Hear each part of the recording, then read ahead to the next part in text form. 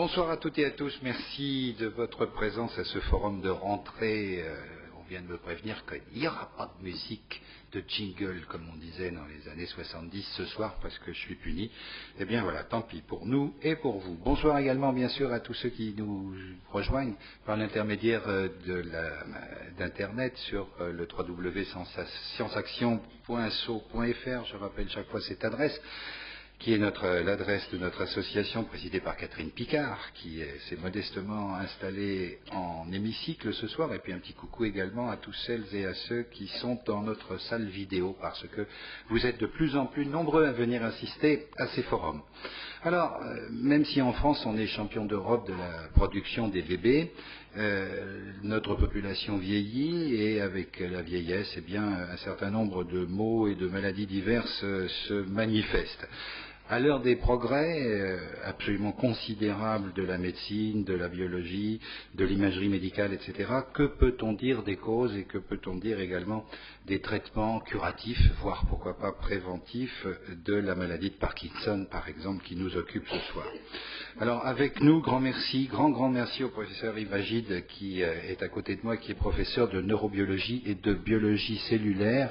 Il est membre de l'Académie des sciences, il est directeur scientifique de l'Institut du cerveau et de la moelle épinière à la Pitié-Salpêtrière à Paris. Et puis, à côté d'Yves Agide, merci aussi et grand merci à Jean Costantin, qui est directeur de l'unité de neurobiologie clinique au CHU de Rouen, vous m'arrêtez si je me trompe, membre de l'Académie nationale de médecine et de l'Académie nationale de pharmacie. Professeur Agide, on ne va pas tergiverser, je vais vous donner la parole en premier. J'ai parlé tout à l'heure de l'âge, un peu en lien malgré tout avec l'apparition de ces maladies dites neurodégénératives, ce qui n'est pas très joli ni facile à dire d'ailleurs. Ce rapport n'est peut-être pas si évident que cela. Allez-y. Voilà. Ouais, je veux bien que vous y alliez, parce qu'après je vais être un peu sec, moi, voyez-vous. Voilà. C'est une véritable catastrophe. J'ai pas le bon topo. Normalement, de Parkinson, et ma secrétaire m'a mis la mauvaise chemise dans la chose. Donc, on parlera de la maladie de Parkinson. D'abord, mon ami Jean Costantin vous fera tout un topo sur le traitement de cette maladie.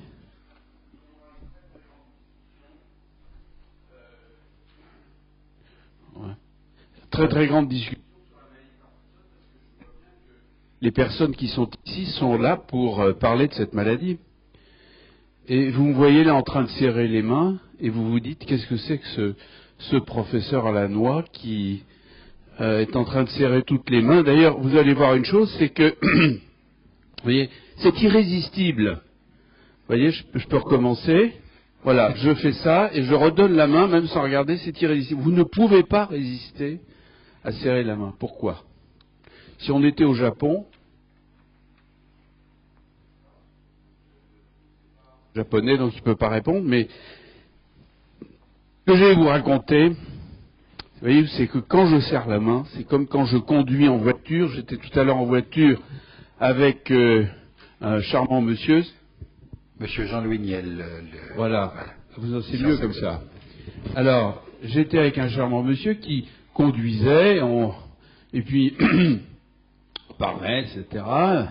Comment allez-vous? Je vais voir, c'est formidable, le palais de la région, etc. On parle. À un moment, il y a une voiture qui est devant, il veut la dépasser, et puis au moment où il veut la dépasser, il y a une autre voiture. Ça s'est cassé là. Oui, c'est les micros, c'est une grève des micros, non? C'est ça? Il y a une pétition des micros, c'est cassé. Voilà, c'est reparti, c'est bon. Et tout en parlant, cher ami, comment allez-vous, tout le temps, etc. Et à ce moment-là, il n'a pas dépassé la voiture. Et on continuait à parler. Mais c'est exactement comme quand je vous serrais la main. C'est-à-dire que quand je serre la main, c'est une activité qui est subconsciente. C'est une activité qui est automatique. Vous voyez, ça continue. Il n'y a rien à faire. Et il y a un moment, quelqu'un ne va pas me donner la main, et il faudra que ça sera plus automatique. Ce sera quelqu'un Non, on peut faire quelque chose pour les micros qui sont dégénérés là, hein, un petit peu là. Voilà. Voilà. Je sais pas, est-ce qu'ils peuvent peut-être apporter un nouveau micro? Enfin, peu importe. Et voyez-vous, cette activité subconsciente, automatique, surapprise, conduite automatique, hein, je fais ça sans penser. Puisque, vous voyez, là, je vous parlais d'autre chose, et d'ailleurs, je recommence, et puis il n'y a rien à faire, c'est absolument incroyable. C'est une activité automatique subconsciente, et qui a été hyper apprise, overland. Et ceci veut dire que pour la voiture, c'est pareil. Je veux parler à mon voisin, puis il se passe de choses incroyables. Par exemple, mon conducteur, il a vu une voiture, et tout en pensant à autre chose, puisqu'il me parlait, il a vu une voiture qui allait à 50 à l'heure, il a calculé la vitesse inconsciemment, subconsciemment, sans s'en rendre compte, mais il pouvait se le rappeler, ce qui empêchait qu'on ait un accident. Vous voyez ?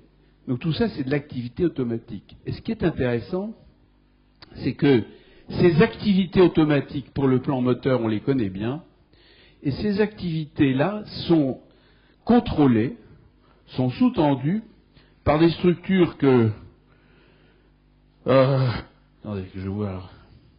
Je vais pas vous décrire l'état, je vais juste vous les montrer, voilà. Qu'est-ce que c'est que ça, là, annulé? Voilà. Toc. Voilà. Vous avez un pointeur, peut-être, non? Si vous ne l'avez pas, c'est pas grave. Vous voyez, en haut et à droite, vous avez un cerveau humain, vous voyez? Ça fait 1,350 kg, ça fait presque 3 livres. Il y a 100 milliards de cellules là-dedans. Chaque cellule a une dizaine de milliers de prolongements. Et vous avez, chère madame, dans votre cerveau, en une seconde, 10 puissance 18 signaux qui passent par seconde. 10 puissance 18, je veux dire, ça fait 100 milliards de cellules, de signaux par seconde. C'est absolument compliqué. Eh bien, voyez-vous, ce cerveau que vous voyez en haut, avec ses territoires, envoie vers le bas, dans des structures que vous voyez en bas et à droite, là, envoie des prolongements nerveux, qu'on appelle des neurones, et qui vont se projeter sur ces structures que vous voyez en bas, qu'on appelle les noyauries de la base. Ce sont les structures qui sont dysfonctionnantes dans la maladie de Parkinson. Vous avez compris, maintenant je vais faire un petit retour, parce que je suis obligé de noter au fur et à mesure. Le Parkinsonien, comme disait mon prédécesseur illustre, Jean-Martin Charcot à la Salpêtrière, il est condamné au mouvement volontaire à perpétuité. Il a perdu l'automaticité des mouvements. Voilà, comme ça. Et puis le Parkinsonien, le bras ne bouge plus. Si vous vous asseyez, si je m'assois, c'est une petite parenthèse pour parler comme un peu l'ami de Parkinson, si vous tirez la chaise en arrière, je lève les pieds. Le Parkinsonien ne le fait pas. Il sait les mouvements volontaires. Il sait faire ça. Il peut faire pas très bien s'il n'est pas bien traité. Mais les mouvements automatiques sont perdus. Enfin, sont atténués. Pas tout à fait perdus, il ne faut pas exagérer, mais très altérés. Et ces structures-là, les noyauries centraux, ce sont des structures qui sont quasi exclusives chez la vipère, chez le pigeon, chez l'abeille, chez les mouches, surtout chez les pigeons. Donc le pigeon, vous comprenez, il n'a pas beaucoup de cortex. Nous, on a un cortex. Tout ce qui est la conscience, c'est dans le cortex. Mais dans ces structures-là, qui sont ce qu'on appelle le cerveau reptilien, d'ailleurs, hein, c'est très très ancien, phylogénétiquement parlant. Et ces toutes petites structures au milieu du cerveau, c'est là qu'il y a le dysfonctionnement. Ah, voilà, c'est super. Donc, vous voyez, voilà.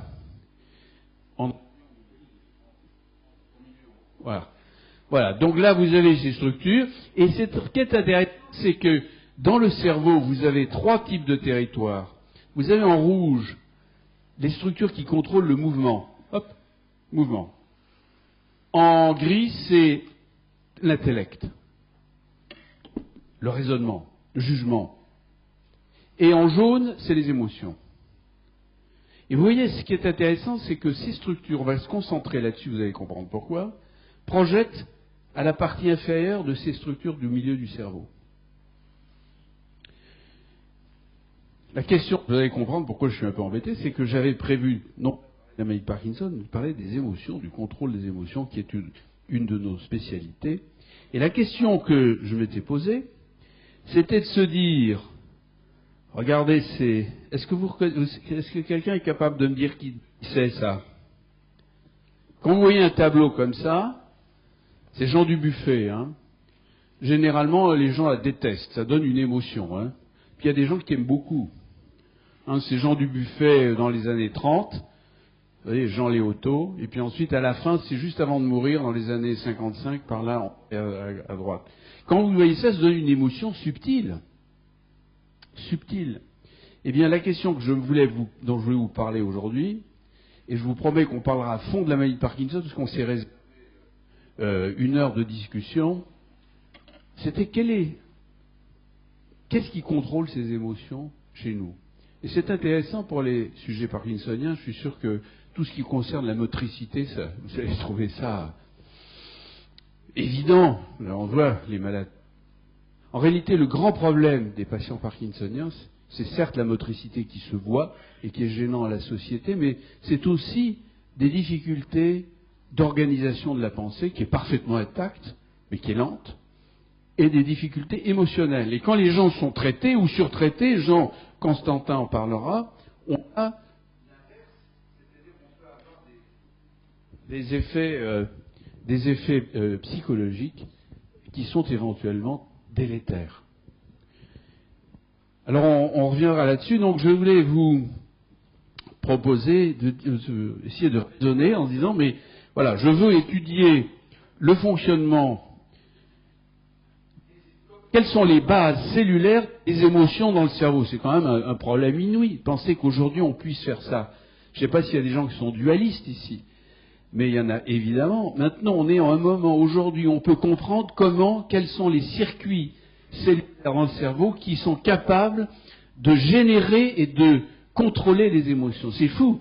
Et pour le parkinsonien, donc, ce sera certainement très important. Si vous voulez étudier les émotions, les raisons, les causes des émotions chez l'homme, vous avez deux manières. Vous provoquez des émotions, puis vous mettez les gens dans une machine, ce qu'on appelle une IRM, ces grands scanners très puissants, il y en a maintenant de hauts champs qui sont d'une puissance extraordinaire, et vous regardez ce qui s'allume dans le cerveau. Mais ce n'est pas suffisant. Vous avez une autre manière de faire, il faut faire la réciproque, c'est qu'une fois que vous avez repéré les régions qui s'allument, et vous avez compris que les régions qui s'allument, ce sont les régions les plus anciennes du cerveau, c'est ce que je vais essayer de vous montrer. Formidable, ce qui par parenthèse veut dire que les vipères et les pigeons et tous ces animaux ont une vie émotionnelle extrêmement intense. Eh bien, il suffit de repérer ces structures et de les manipuler. Et je vais vous montrer, sur tout ça, quelques exemples absolument spectaculaires permettant de provoquer des émotions chez l'homme par manipulation chirurgicale de certaines structures. Alors, oui, non, juste une petite annonce. Je voudrais que chacune et chacun d'entre vous n'oublie pas de rallumer son téléphone portable après le forum. Parce qu'il est possible que ce soit ça qui fasse des interférences. Je vous remercie. Ah, d'accord, merci beaucoup. Alors, premièrement, je vais vous raconter une histoire. Bon, ça marche? Oui, ça va.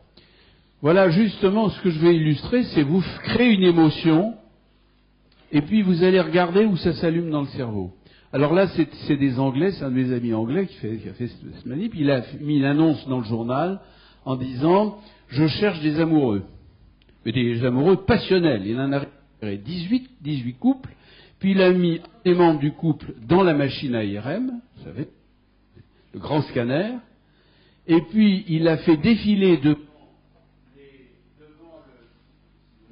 Si vous aviez un autre micro, c'est oui, quand même pas mal. J'en ai un, mais c'est le dernier, tenez. Pour ça, je viens de près de vous. Voilà, celui-là va marcher, je pense. Alors, on fait passer, par exemple, l'amant, on fait passer des images de femmes banales, comme nous sommes tous, puis de temps en temps, paf, il y a l'image de l'être aimé qui apparaît. L'image, l'amoureuse, de la partenaire. Et à ce moment-là, par différence entre le vulgum pecus, la femme banale, et l'être aimé, qu'est-ce qui s'allume? Je ne vous le dis pas. Le cerveau reptilien, c'est fou. Les circuits qui contrôlent les émotions, ce qu'on appelle les circuits limbiques, peu importe, dans ces structures très anciennes du cerveau, c'est pas là. Moi, je pensais que les émotions, ça allait se passer là-dedans, des trucs très profonds. L'amour, vous avez compris le titre, Subtle Emotions and Basal Ganglia, c'est-à-dire les émotions subtiles, comme l'amour romantique. Il faut être anglais pour faire des trucs comme ça. Non, j'aurais jamais pensé à faire ça. Mais enfin, ça vous montre quoi? Ça vous montre que lorsqu'une émotion aussi subtile que l'amour, au fond, comme c'est délicat, c'est subtil, au lieu de mettre en action des structures les plus évoluées de notre cerveau, ça va allumer les structures les plus anciennes, celles qui sont chez l'abeille, surtout chez le pigeon et le reptile. Vous avez vu des pigeons qui s'aiment d'amour tendre? Ah, c'est spectaculaire. Moi, j'ai des pigeons devant chez moi. Je connaissais les fables de La Fontaine, mais enfin, là, depuis quelque temps, je les vois. C'est extraordinaire de délicatesse. Eh bien, c'est contrôlé par ces structures profondes. Et ces structures profondes sont celles qui sont parfois dysfonctionnantes dans le Parkinson, et on y reviendra. Mais vous voyez, le fait que vous allumiez ces structures profondes, phylogénétiquement anciennes, pour une émotion subtile, ne veut pas dire que ces structures-là sont responsables des émotions. Ça peut être un effet indirect. Ça peut être, une voie dérivée. Donc, si on veut vraiment démontrer que ces structures sont impliquées dans les émotions, il faut manipuler, détruire ou activer ces structures pour voir si on arrive à produire ces émotions. Vous imaginez reproduire l'amour. Alors, c'est possible, et c'est possible de deux manières. La première manière, c'est de dire on va détruire ces structures. C'est un peu délicat chez un homme normal ou chez une femme normale d'aller détruire ces structures. C'est impensable, bien entendu. En revanche, je vais passer, mais on a, nous, dans des patients, nous avons des cohortes de gens qui ont malheureusement des lésions là-dedans et qui ont eu des troubles psychiques. En effet, de manière rétrospective, on peut montrer, en des cas particuliers, de lésions sélectives, ces régions profondes du cerveau, que ces personnes, avec ces lésions-là, avaient des troubles émotionnels très forts. Par exemple, des grands accès maniaques, des accès d'excitation, des accès de colère, de rage, des choses comme ça. Et moi, je vais vous montrer quelques films que je trouve assez spectaculaires pour vous montrer que, en utilisant quelque chose que vous connaissez bien, la stimulation des structures cérébrales profondes, là vous voyez ces noyaux dans un atlas qu'on a fait, avec des électrodes qui rentrent ici, là, dans le noyau subthalamique. Il y a certainement ici une ou deux personnes, au moins quelques personnes qui ont un pacemaker et une stimulation. Technique qui peut donner chez le Parkinsonien des résultats spectaculaires, comme par exemple, je crois que c'était notre problème. S'il y en a qui n'ont... Ah non, ben il est... Bon.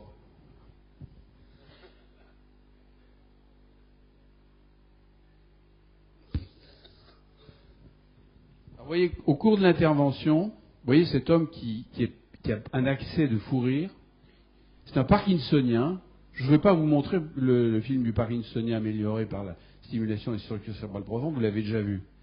Et au cours de l'intervention, on commence à allumer le truc, il passe dans un rire, alors que c'est un type qui était complètement déprimé. Et vous allez voir, d'ailleurs, il y a un de nos post-doctorants, Paul Béjani, il chante, il paraît que c'est un sujet syrien, c'est un flic syrien en fait, et il paraît que, il chante des chansons un peu sales, mais comme je ne comprends pas l'arabe. Voilà. Donc vous voyez que, en stimulant dans un territoire de quelques millimètres cubes, je rappelle que le noyau qui est stimulé dans la maladie de Parkinson, c'est un noyau qui fait 8 mm de large sur 3 mm de haut. C'est comme une lentille, c'est tout petit. Et il a dans cette petite structure une partie du territoire toute petite qui contrôle les émotions. Et c'est ce qui s'est passé chez cet homme, qui d'autre part a été guéri de son syndrome parkinsonien. Donc, dans une petite structure très très ancienne, qui fait partie de ces noyaux gris centraux, la stimulation d'un territoire sur quelques millimètres cubes. Vous savez combien il y a de cellules nerveuses dans un millimètre cube? Combien de neurones? Eh bien, il y en a 100 000. Il y a 10 000 neurones, en fait. 10 000 neurones. 1 millimètre cube, c'est pas beaucoup, hein, c'est un cube de 1 millimètre. Eh bien, sur quelques millimètres cubes, vous arrivez à améliorer le Parkinson, mais vous pouvez aussi entraîner, qu'on voit parfois d'ailleurs avec la dopa, je pense que Jean y reviendra, avec ces médicaments, mais surtout avec la stimulation, dans les premières semaines, on voit des états maniaques. Des gens qui étaient plutôt déprimés, etc., qui sont un peu une nature oscillante, de nature, hein, ils peuvent déclencher des états maniaques absolument extraordinaires, de gaieté, d'excitation, d'en plus, etc., ce qui est parfois très préoccupant. Maintenant, on sait gérer tout ça très bien. Donc, première chose, vous avez vu, j'ai créé une émotion subtile. Et j'allume ces territoires très profonds dans le cerveau d'un homme normal. Et là, maintenant, je fais la réciproque, comme on dit en mathématiques. Je stimule du courant électrique. Vous savez, c'est avec le truc du pacemaker, là, vous connaissez, j'imagine, tout ça, avec ces électrodes, dans ce petit territoire, et je crée un fou rire. Mais je peux créer, dans un autre territoire, un état dépressif terrifiant. Je vais vous le montrer, c'est un peu pénible. Voilà, c'est une patiente Parkinson qui va très très bien. Elle est traitée pour sa maladie de Parkinson avec les électrodes dans le même noyau.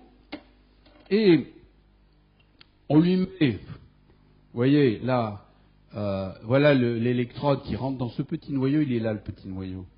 Bon, peu importe, il y a des plots. Et qu'est-ce qu'on observe? Vous allez le voir là. Je vais essayer de vous le commenter.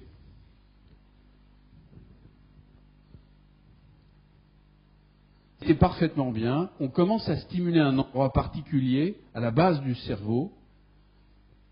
Et il n'y a pas de son, alors je vais vous commenter. Elle commence à devenir perplexe comme ça.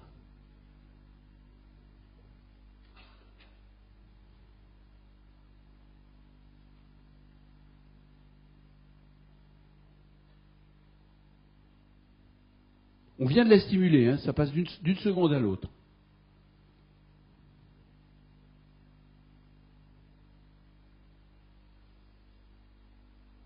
Elle dit « je tombe, je tombe ».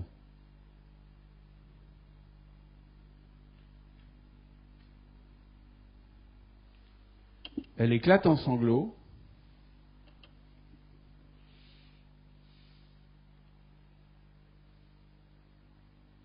Et docteur Béjani, qui était avec moi à l'époque, essaie de la consoler, dire « qu'est-ce qui se passe, qu'est-ce qui se passe ?»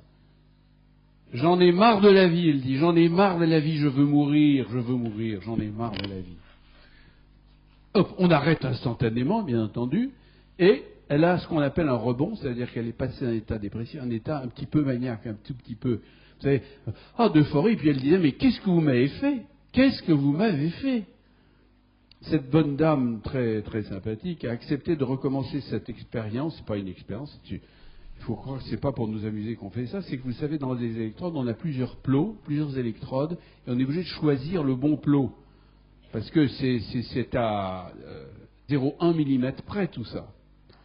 Donc, en faisant tout ça, on a créé l'inverse de ce que vous avez vu tout à l'heure, c'est-à-dire au lieu de créer un état d'excitation maniaque, on a créé un état de dépression. C'est très impressionnant, hein. Et cette dame nous a permis d'étudier son cas, je ne veux pas... Elle est de bonne composition tout de même, professeur, cette dame. Elle est de bonne composition, on doit bien vouloir se reprêter à ce genre d'expérience. Ben, on peut demander ici s'il y a des gens qui ne se prêteraient pas à la recherche. Vous savez, faire de la recherche chez l'homme, c'est un problème.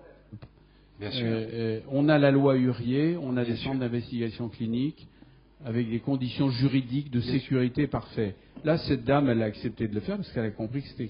Ça vous dit rien, hein, mais ce cas-là, cette observation-là, est unique au monde. Ça a déclenché une révolution dans la pensée. C'est la première fois qu'on démontrait in vivo que les émotions sont directement liées au cerveau. Puisque c'était instantané. dans un territoire très limité, sur un circuit très bref. Et c'est pour ça que cette dame a accepté. Et elle a accepté qu'on lui fasse des examens un peu compliqués, et je pense qu'elle ne l'aura pas regretté. Vous voyez, je me permets de vous insister, parce que pour vous montrer aussi quelque chose qui va vous intéresser. Les machines, ça ne sert pas à grand-chose en médecine. Ce qui compte, c'est l'observation et l'écoute. Et vous voyez, cette dame, elle était perplexe. Vous voyez, elle était bien là. Puis elle devient un peu perplexe. Et là, vous voyez, on sent, c'est pas la peine d'être médecin pour voir que cette dame est déprimée. Donc cette dépression, cette impression affreuse de douleur morale, elle a dit quand même, je veux mourir, hein. J'en ai marre de la vie, je veux mourir. Eh bien, s'accompagne d'un comportement moteur très particulier. Et c'est vrai, juste pour votre information, on a 46 muscles de la face, et un bon médecin, et vous-même d'ailleurs, quand vous avez un peu d'expérience dans la vie, on juge les gens en les regardant.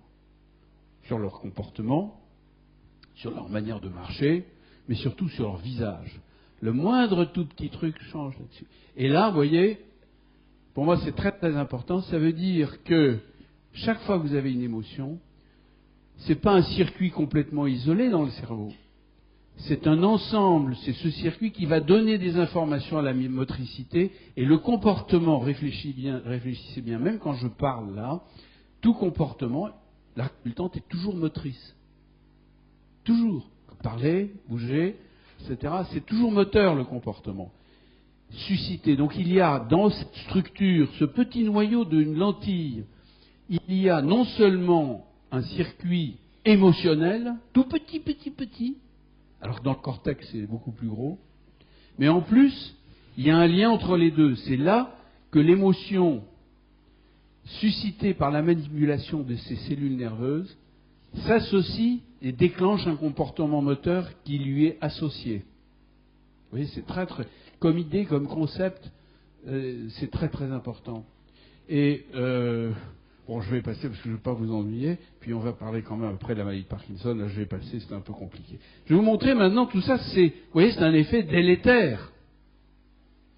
On a créé de manière transitoire, heureusement, c'est pas sans le vouloir, un état maniaque, une dépression. Puis on s'est dit, au fond, peut-être que dans des cas de psychiatrie terrifiants, résistants à tout traitement, on pourrait l'utiliser comme une arme thérapeutique. Ce qu'on a fait dans une maladie qui s'appelle la maladie de Gilles de la Tourette, qui est la grande maladie des tiques. Donc je vais vous montrer une patiente, vous allez voir là, avec ses tiques améliorées, et dans une période placebo, on verra que les tiques reviennent. Et vous voyez, on a mis des électrodes dans 4 structures cérébrales, dans ce petit noyau, dans ces petits noyaux tout fins qui sont gros comme des lentilles. Et vous allez voir les résultats spectaculaires qu'on a obtenus sur une malade. Une amélioration chez cette malade de l'ordre de 70-80%. On appelle une maladie de Gilles de la Tourette, comme ça vous verrez ce que c'est. C'est une jeune femme charmante qui a 25 ans.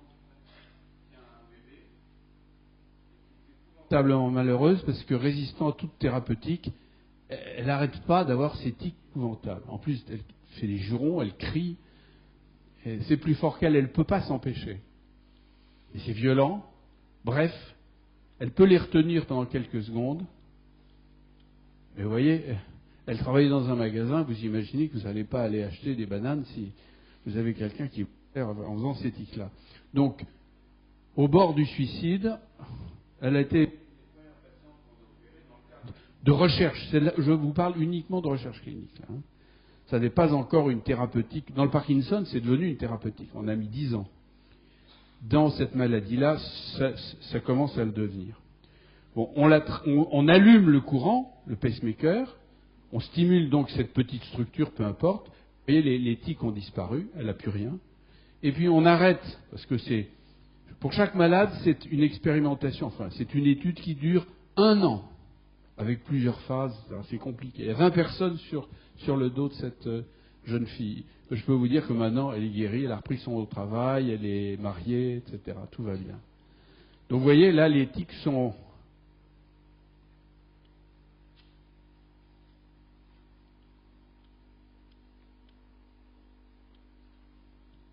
On voit pas très bien, hein. voyez, ça c'est la période sham, comme on dit, c'est-à-dire que l'électrode est en place, mais on a arrêté le courant. Donc on a là une possibilité thérapeutique extraordinaire, et je pense que c'est vraiment le bien public pour ces pauvres malades qui n'osent jamais sortir de chez eux. Plus important, sachant que des résultats avaient été obtenus chez l'animal, bien entendu, parce que tout ça, on fait ça à la fois dans des travaux expérimentaux sur les cultures de cellules, chez des animaux, des rongeurs, etc. Et on passe à l'homme seulement après.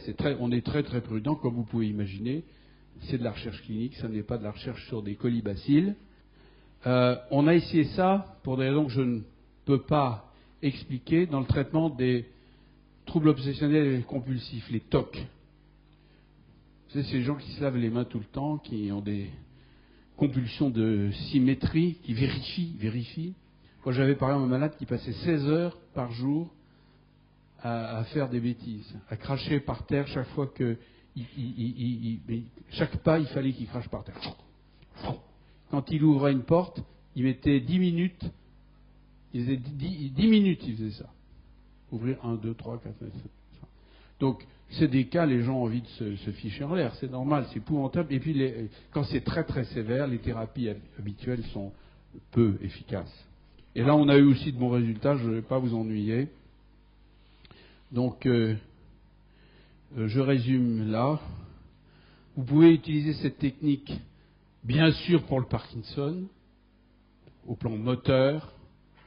Dans 5% des cas seulement, malheureusement, les résultats peuvent être spectaculaires.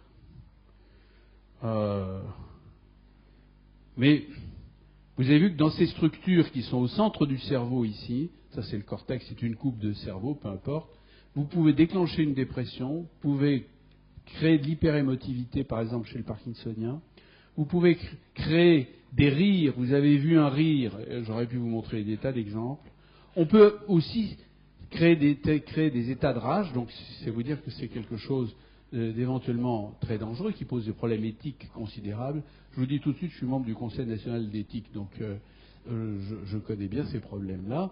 Donc c'est comme ça, la médecine, quand elle est forte, pas quand on a les médecines douces, le problème de médecine douce, c'est que c'est des placebos, alors il n'y a forcément pas d'effet secondaire, mais là, vous prenez des risques, donc il faut faire attention. Encore une fois, je rappelle, c'est de la recherche, ça n'est pas encore de la thérapeutique, mais vous pouvez, j'espère qu'on pourra guérir, enfin améliorer fortement des troubles obsessionnels compulsifs et des maladies de Gilles de la Tourette, peut-être des dépressions gravissimes.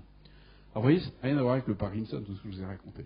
Mais je reviens à mon propos du milieu, du début. Donc je vous rappelle, vous voyez, c'est irrésistible, c'était absolument extraordinaire, et moi je me ferais prendre, vous ne pouvez pas. Nous avons des activités subconscientes, ça ne veut pas dire inconscience au sens freudien, qui représentent 99% de notre vie. Parce que quand je dis je suis conscient, c'est je pense que je pense. Par exemple, tout d'un coup, je regarde monsieur et je me dis tiens, je suis en train de... Ça je prends. Je pense, je parle à monsieur. Ça, c'est la conscience. Mais la subconscience, c'est toutes ces pensées, c'est je pense que je pense. Pardon, je ne pense pas que je pense, mais je pense. Je ne pense pas que je pense, mais je pense. Ou je ne pense pas que je fais, mais je fais. Je ne pense pas que je ressens, mais je ressens. Je ne pense pas que je suis, mais je suis. J'existe. Eh bien, tout ça, c'est du subconscient. Et ce subconscient est contrôlé par ces structures-là. Contrôlé par ces structures-là. Et je vais finir par ça. C'est vrai pour le moteur. J'espère que vous avez convaincu avec mon histoire de shake hand. Ou la conduite automobile, c'est tout ce qu'on fait tout le temps. Les intellectuels, la plupart des activités intellectuelles, c'est des trucs un petit peu routiniers. Mais c'est aussi vrai pour les émotions. J'espère vous l'avoir montré de manière un peu superficielle, pardonnez-moi, en vous montrant que si vous lésions prospectives, ou donc on ne fait pas ça, mais stimulation des structures cérébrales profondes, incidentes, pour des raisons thérapeutiques, j'aurais bien précisé, ça n'a rien à voir. Ce sont des observations incidentes.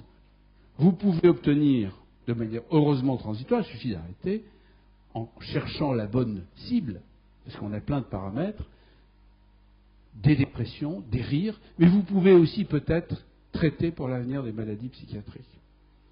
Alors, où est le Parkinson là-dedans? Je vais finir là-dessus, si vous me permettez, parce que j'ai pas le bon topo, hein, je suis vraiment désolé.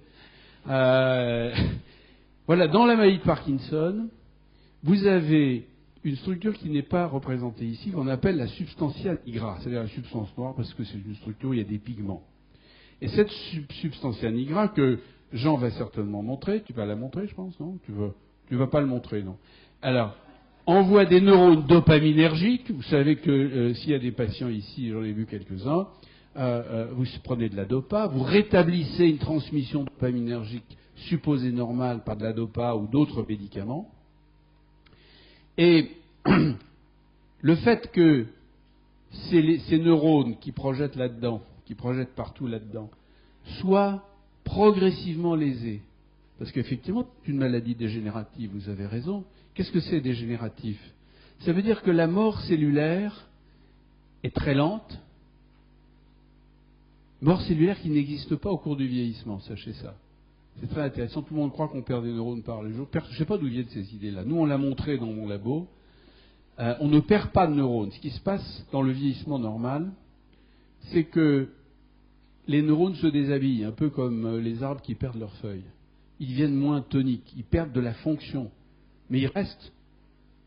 Heureusement, mesdames, messieurs, vos neurones, et j'espère les miens aussi, si on est vie centenaire, ce que je ne souhaite à personne, vont vivre un siècle. C'est quand même fou. Pensez qu'on a des cellules nerveuses qui vont vivre un siècle. Tandis que dans la maladie dégénérative, ils meurent. C'est un peu... Il y a des cours du vieillissement, je cherche, qui perdent un peu de cheveux, comme monsieur, au cours de la prise d'âge, ou comme monsieur. Puis il y a des gens qui ne perdent pas leurs cheveux. Ça, si ça vous arrivait dans la substance noire, ce serait dramatique. Mais vous vous en foutez, franchement, hein, complètement. Je suis content de vous l'entendre dire. Ils s'en fichent complètement. Mais oui, je comprends bien, ça n'a aucune importance, les cheveux. Tandis que la substantia nigra, ça empêche tout le fonctionnement de ces noyaux gris-là. Et donc, vous allez empêcher le fonctionnement normal de la motricité.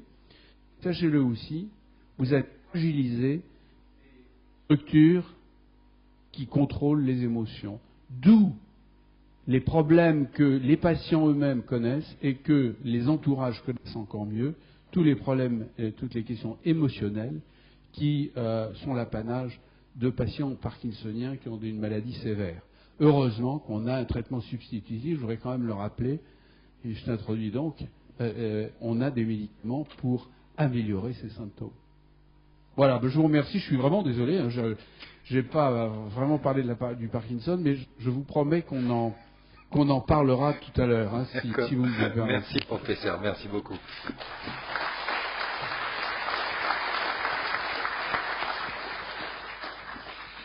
Professeur Jean Costantin, donc vous avez la parole, vous avez été lancé, comme on dit dans nos jargons, par le professeur Agide, vous êtes clinicien, alors vous n'avez pas oublié le bon topo, professeur, vous n'êtes pas trompé de topo. Je l'aurais oublié si on ne le retrouve pas sur l'étrange machine.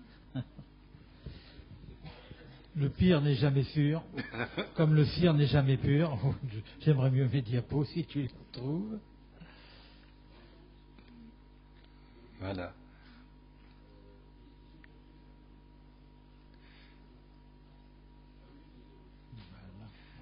Oh, je pense qu'il va falloir mettre des électrodes dans les ordinateurs un jour ou l'autre pour pouvoir les stimuler.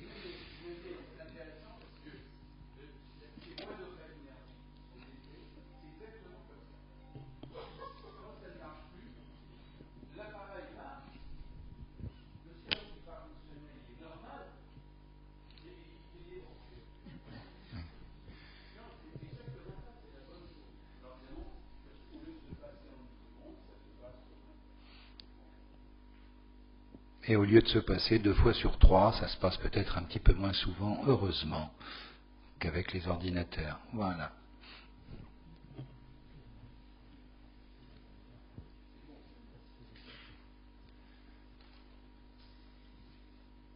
Bien, très modestement, c'est comme régional de l'équipe que j'interviens derrière le professeur Yves Agide. C'est pas facile de nager derrière les gros paquebots, surtout quand on est un nageur moyen. Ça m'aurait pas plu, moi. Néanmoins, je vais m'efforcer de vous restituer les principaux florilèges des thérapeutiques médicamenteuses en matière de maladie de Parkinson.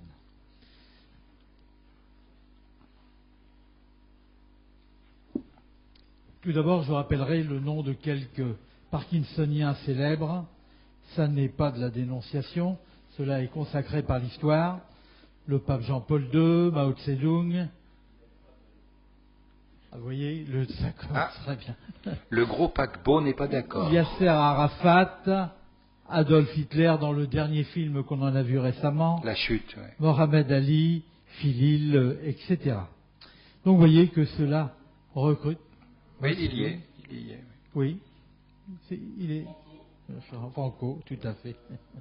Comme quoi les dictatures ne réussissent pas quand même à la... Tu as gardé le pointeur.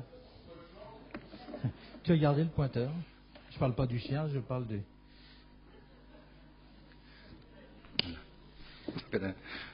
Ah, il est là. Donc vous avez là... Merci, monsieur Armel. Vous avez là donc une coupe sagittale de cerveau.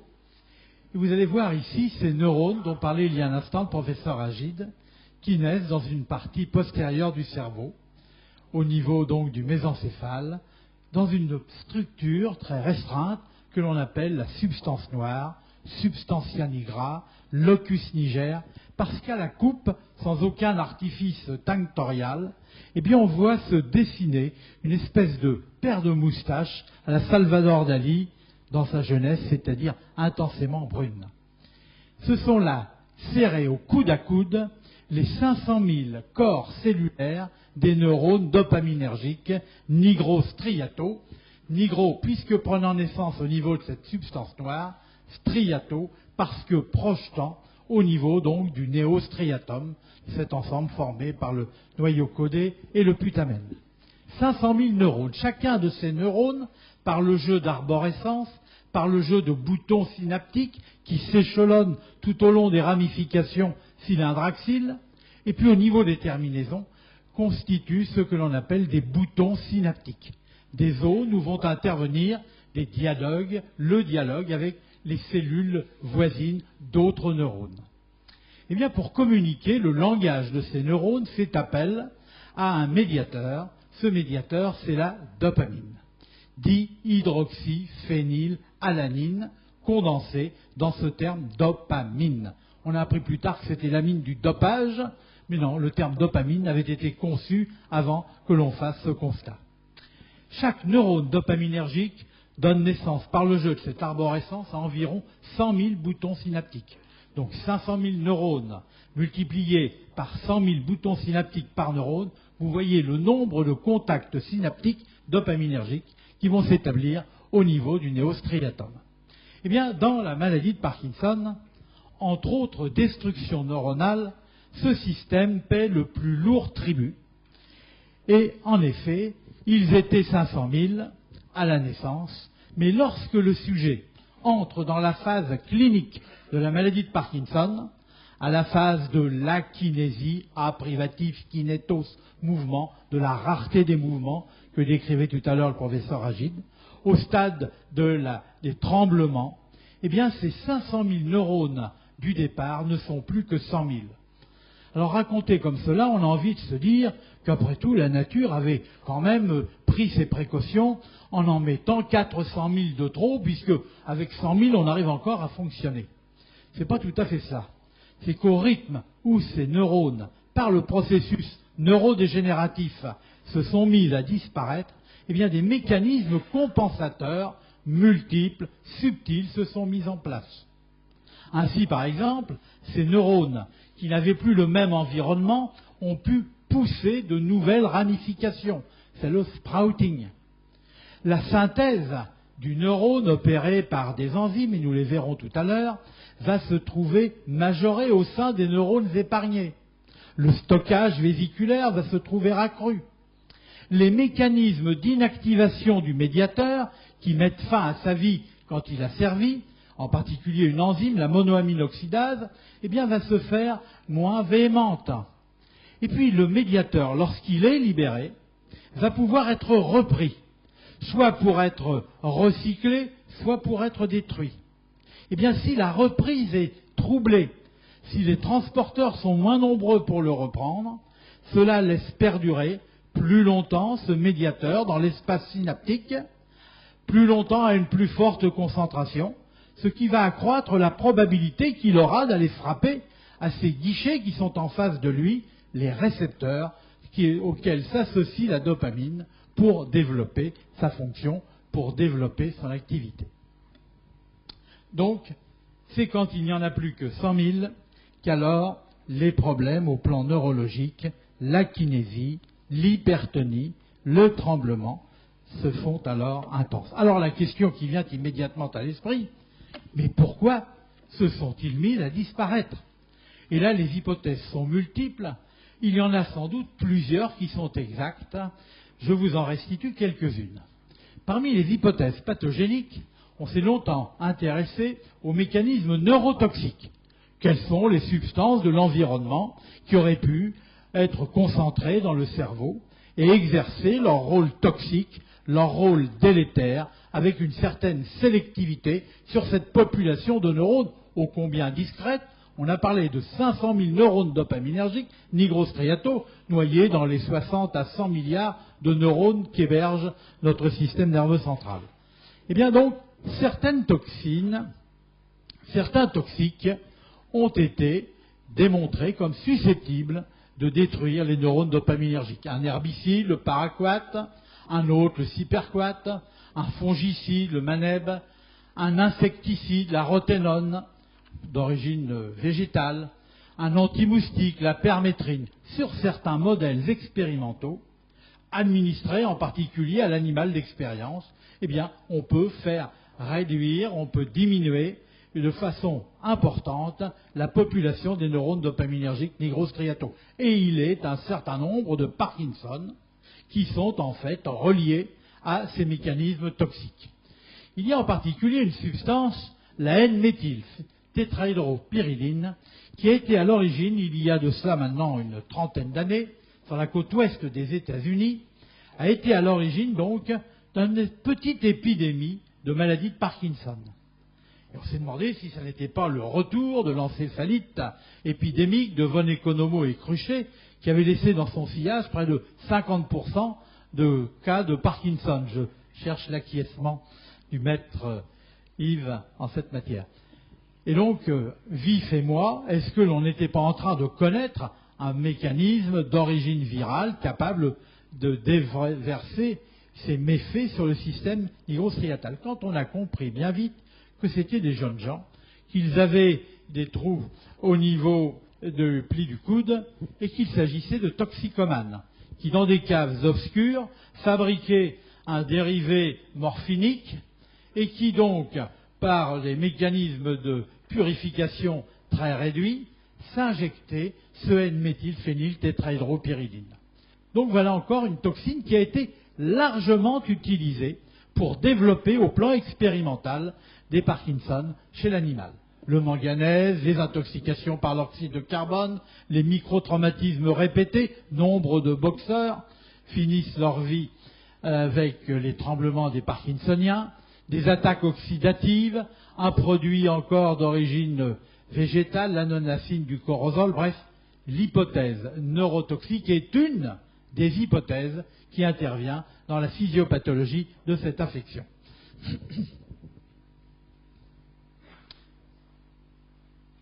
Voici la roténone, qui est insecticide et qui est connu pour pouvoir... Voici donc le NMPTP. Ces jeunes gens essayaient de fabriquer un opiacé, la mépéridine, et à titre de contaminant apparaissait une substance voisine qui était le NMPTP. Cette substance administrée à la périphérie, inondant le rez-de-chaussée, se retrouvait au premier étage, au niveau cérébral, et là, elle était le substrat d'une enzyme, une monoamine oxydase, qui l'a transformée en MPP+. Cette substance était concentrée dans les neurones qui utilisent comme substance de communication Qui la dopamine, qui la noradrénaline. Mais les neurones noradrénergiques y survivaient, tandis que les neurones dopaminergiques, peut-être parce qu'ils ont un fonctionnement tonique, qu'ils sont en permanence essoufflés par cette fonction, ne supportent pas que l'on vienne agir au niveau de leur mitochondrie, des systèmes donc énergétiques de la cellule. Et c'est peut-être ce qui explique en partie la sensibilité particulière des neurones dopaminergiques relativement aux neurones à noradrénaline du cerveau pour cette toxine. Ajoutez à cela que cette toxine se concentre dans la neuromélanine qui est à l'origine de la teinte noire dans la substance noire et là génère des radicaux libres qui ont des effets destructeurs pour les neurones. Donc on a compris comment fonctionnait le NMPTP. Il est d'autres neurotoxines, telles la 6-hydroxydopamine, et nous verrons tout à l'heure d'ailleurs qu'on peut se poser des questions intéressantes à cet égard.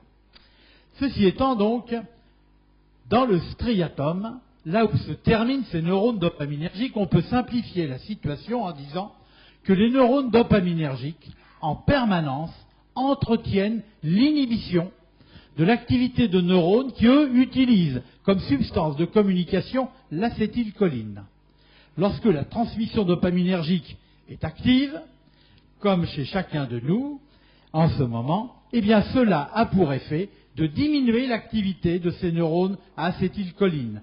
L'acétylcholine n'est plus libérée ou est moins libérée, elle ne stimule pas donc ces récepteurs, comme elle le fera, par contre, si le neurone dopaminergique vient à être détruit. Dans ces conditions, le neurone dopaminergique n'exerçant plus son effet freinateur sur les neurones cholinergiques, l'activité de ces neurones à acétylcholine s'emballe, S', sinon ce serait pas cher. Donc, la disparition, disais-je, des neurones dopaminergiques conduit à une hyperactivité des neurones à acétylcholine, à une stimulation des récepteurs dits cholinergiques muscariniques. De là naissent ces troubles faits d'akinésie, d'hypertonie, de tremblement. Eh bien, la thérapeutique va s'appliquer à reconstituer un fonctionnement normal à ce système. Ou bien, en reconstituant une hyperactivité, ou du moins une certaine activité dopaminergique, pour réfréner l'activité des neurones cholinergiques, ou bien, parfois encore, en bloquant les récepteurs de l'acétylcholine. Et donc, c'est à ces stratégies que nous allons porter notre attention maintenant. Ces neurones à acétylcholine, ces neurones à dopamine, bâtissent la dopamine à partir de substrats que sont la L-tyrosine. C'est un acide aminé extrêmement commun, apporté en abondance dans notre alimentation. Cette L-tyrosine, sous l'influence d'une enzyme qu'on appelle la tyrosine hydroxylase, va venir greffer un OH en cette position pour former de la dopa. Simple réaction enzymatique qui transforme la L-tyrosine, un acide aminé commun de notre alimentation, en L-dopa. Eh bien, cette réaction est importante à considérer du fait de son enzyme qui est une enzyme limitante. C'est une enzyme qui, à tout instant, fonctionne au maximum de ses capacités catalytiques.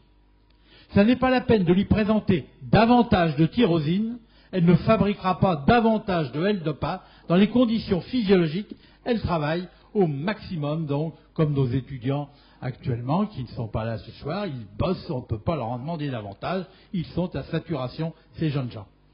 La L-dopa, ensuite, au sein de ces neurones, va être reprise par une autre enzyme, la dopa-décarboxylase. Eh bien, cette enzyme, elle n'est pas limitante. Elle a plein de loisirs. Au mieux, elle travaille à 10% de ses capacités catalytiques maximales. Ça veut dire que si on lui donne du travail supplémentaire, elle est tout à fait prête à l'accueillir. Elle peut décupler, donc, ses fonctions si on lui donne assez de substrat pour ce faire. Donc, il ne servira à rien pour augmenter la synthèse de dopamine de donner de la L-tyrosine. Il y a une enzyme qui, elle, fait le maximum et ne peut faire davantage. Par contre, si l'on donne aux parkinsoniens qui manquent de dopamine de la L-dopa, les neurones encore épargnés par le processus neurodégénératif vont pouvoir prendre en charge cette dopa pour la transformer en dopamine. Puisque cette enzyme peut multiplier par 10 sa fonction, si vous avez 10 fois moins de neurones, mais que vous leur offrez la possibilité de travailler 10 fois plus, de synthétiser 10 fois plus de dopamine, vous allez reconstituer un niveau de transmission quasi normal. C'est cela le mécanisme d'action de la L-dopa chez le parkinsonien. Suppléer la déficience en dopamine en donnant une molécule qui va pouvoir être transformée par les neurones épargnés en dopamine grâce à cette dopa décarboxylase qui n'est pas une enzyme limitante.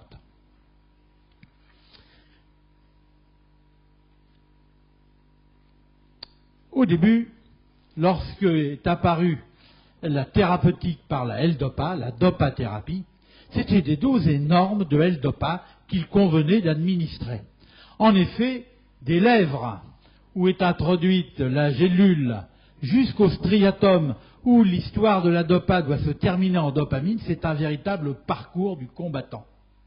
Parcours du combattant parce que l'activité dopa décarboxylase sévit, opère à différents niveaux entre la bouche et le striatum. Et donc, il y a des déperditions en ligne qui sont considérables. Ayant constaté cela, on s'est dit qu'il fallait donc inhiber l'activité dopa décarboxylase à la périphérie. Oui, mais ce faisant, il fallait prendre soin de ne pas l'inhiber au niveau central. Il fallait accompagner en quelque sorte la dopa jusqu'aux portes du cerveau, la préservant de la décarboxylation que pourrait opérer la dopa décarboxylase. Et il fallait que la dopa continue seule son chemin au niveau cérébral pour pouvoir être décarboxylée.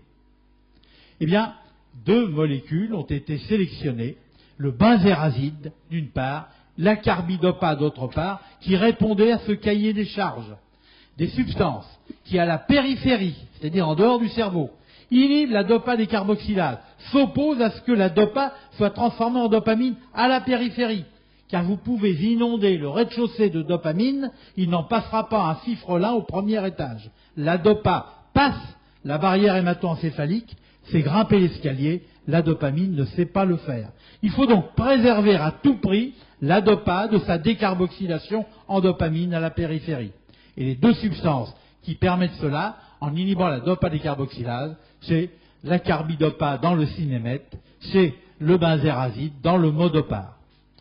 Ayant constaté qu'on pouvait de ce fait économiser au moins d'un facteur 10 les doses de dopa qui devenaient alors efficaces, en gommant également tous les effets latéraux, tous les effets adverses qui résultaient de l'inondation de la périphérie par la dopamine, on s'est aperçu qu'il y avait une deuxième activité enzymatique qui pouvait détourner la L-dopa de ce chemin qu'on lui avait assigné.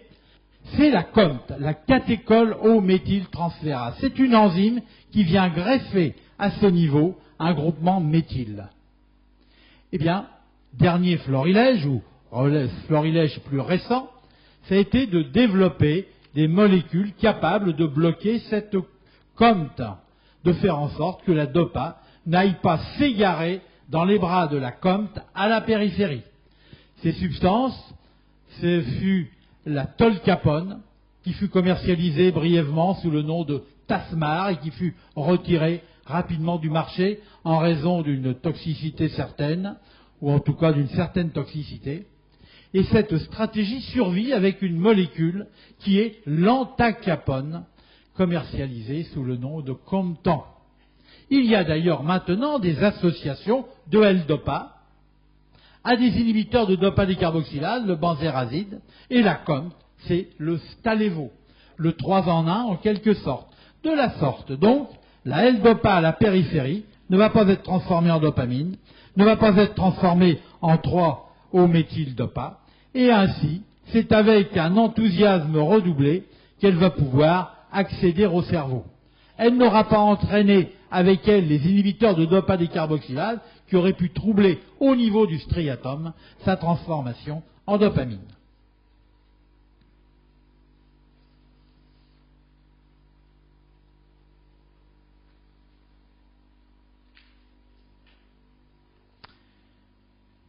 La L-DOPA rend des services extraordinaires. Néanmoins, il n'est pas de médaille qui n'ait leur revers, et les effets latéraux, les effets adverses, sont énumérés ici. Hypotension, diminution de l'appétit, nausées, vomissements, que l'on sait prévenir, car ils naissent à la périphérie en stimulant des récepteurs, qui sont des récepteurs pour la dopamine, récepteurs de type D2, et que l'on va pouvoir bloquer par des antagonistes ne franchissant pas la barrière hémato-encéphalique. Car si l'on donne à un parkinsonien une substance qui bloque les récepteurs D2, sur lesquels agisse la dopamine, on va alors aggraver, pétrifier littéralement le parkinsonien. Les récepteurs D2 de la dopamine chez le parkinsonien doivent être stimulés, mais en aucun cas bloqués. À la périphérie, par contre, pour évacuer des effets adverses tels que les nausées et les vomissements, l'association à un antagoniste D2, bloquant les récepteurs D2 à la périphérie, mais n'accédant pas au niveau central, je pense au domperidone ou motilium, permet d'évacuer ces effets nauséeux. Parfois, parce que l'on stimule, l'on intensifie les transmissions dopaminergiques dans le cerveau, on va pouvoir faire éclore des troubles de type délirant ou hallucinatoire, de type psychotique. Alors, dans les psychoses, de quels médicaments dispose-t-on? Des antagonistes des récepteurs D2. Ils seraient utilisés sans précaution, extrêmement malencontreux dans le contexte de la maladie de Parkinson. On dispose de molécules telles que des antipsychotiques de nouvelle génération, telles la clozapine, qui, parce qu'ils sont en outre anticholinergiques, éviteront donc la majoration des troubles extrapyramidaux. Au fur et à mesure que le traitement par la L-DOPA est utilisé, on voit la durée de ces effets se restreindre, on voit survenir en début et en fin de dose une majoration des manifestations neurologiques, et puis en milieu de dose, parce qu'il y en a trop à ce moment-là de dopamine de formée, on voit survenir des manifestations qui expriment une dopaminergie excessive sous la forme de ce qu'on appelle les dyskinésies.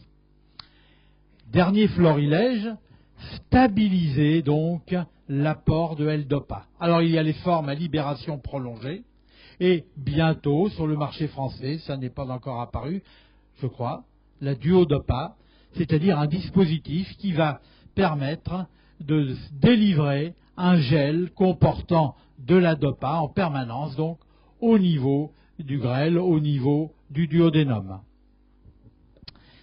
Maintenant, pour que la dopa soit active, il faut que des neurones soient... Alors il existe un certain nombre de contre-indications à la dopathérapie. Se pose une question.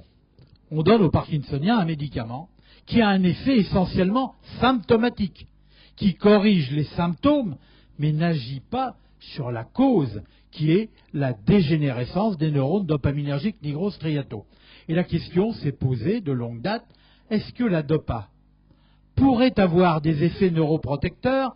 Et le groupe du professeur Agid, avec Rita Ressman, a des arguments pour nous en convaincre. Ou bien est-ce que la L-DOPA ne pourrait pas, en intensifiant les transmissions dopaminergiques, en fait être un facteur qui pourrait, d'une certaine façon, accélérer le processus neurodégénératif?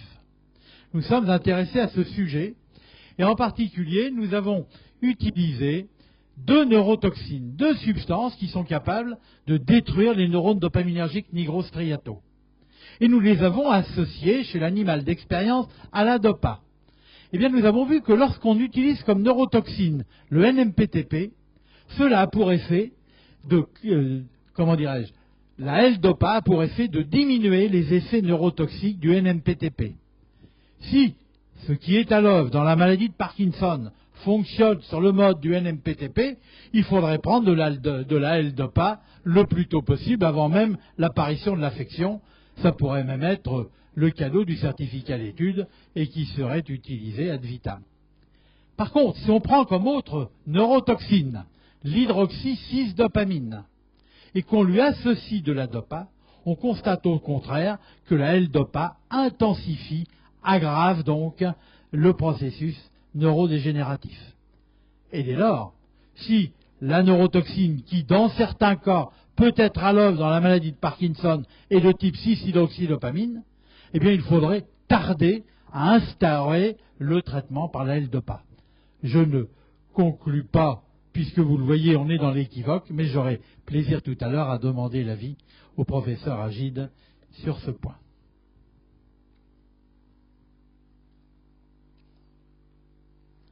Maintenant, quand on donne de la L-Dopa, on mise sur la bonne volonté des neurones épargnés, des neurones résiduels qui vont prendre en charge cette L-Dopa pour la transformer en dopamine. Maintenant, quand les neurones dopaminergiques sont aux abonnés absents, il n'y en a plus du tout, à ce moment-là, on a envie d'aller porter directement le message dopamine au niveau des récepteurs. Mais, comme la dopamine ne peut plus être synthétisée par les neurones, comme même si l'on en donne des tombereaux à la périphérie, il n'en apparaîtra pas au niveau central, on va prendre des molécules qui sont des mimes de dopamine, qui franchissent la barrière hémato-encéphalique et qui peuvent venir frapper directement à ces guichets auxquels s'adresse la dopamine, j'ai dit les récepteurs du type D2. Et cela est du ressort de ce qu'on appelle les agonistes directs des récepteurs D2 de la dopamine. Certains les utilisent très précocement et s'en servent pour différer le moment où la dopathérapie va être instaurée.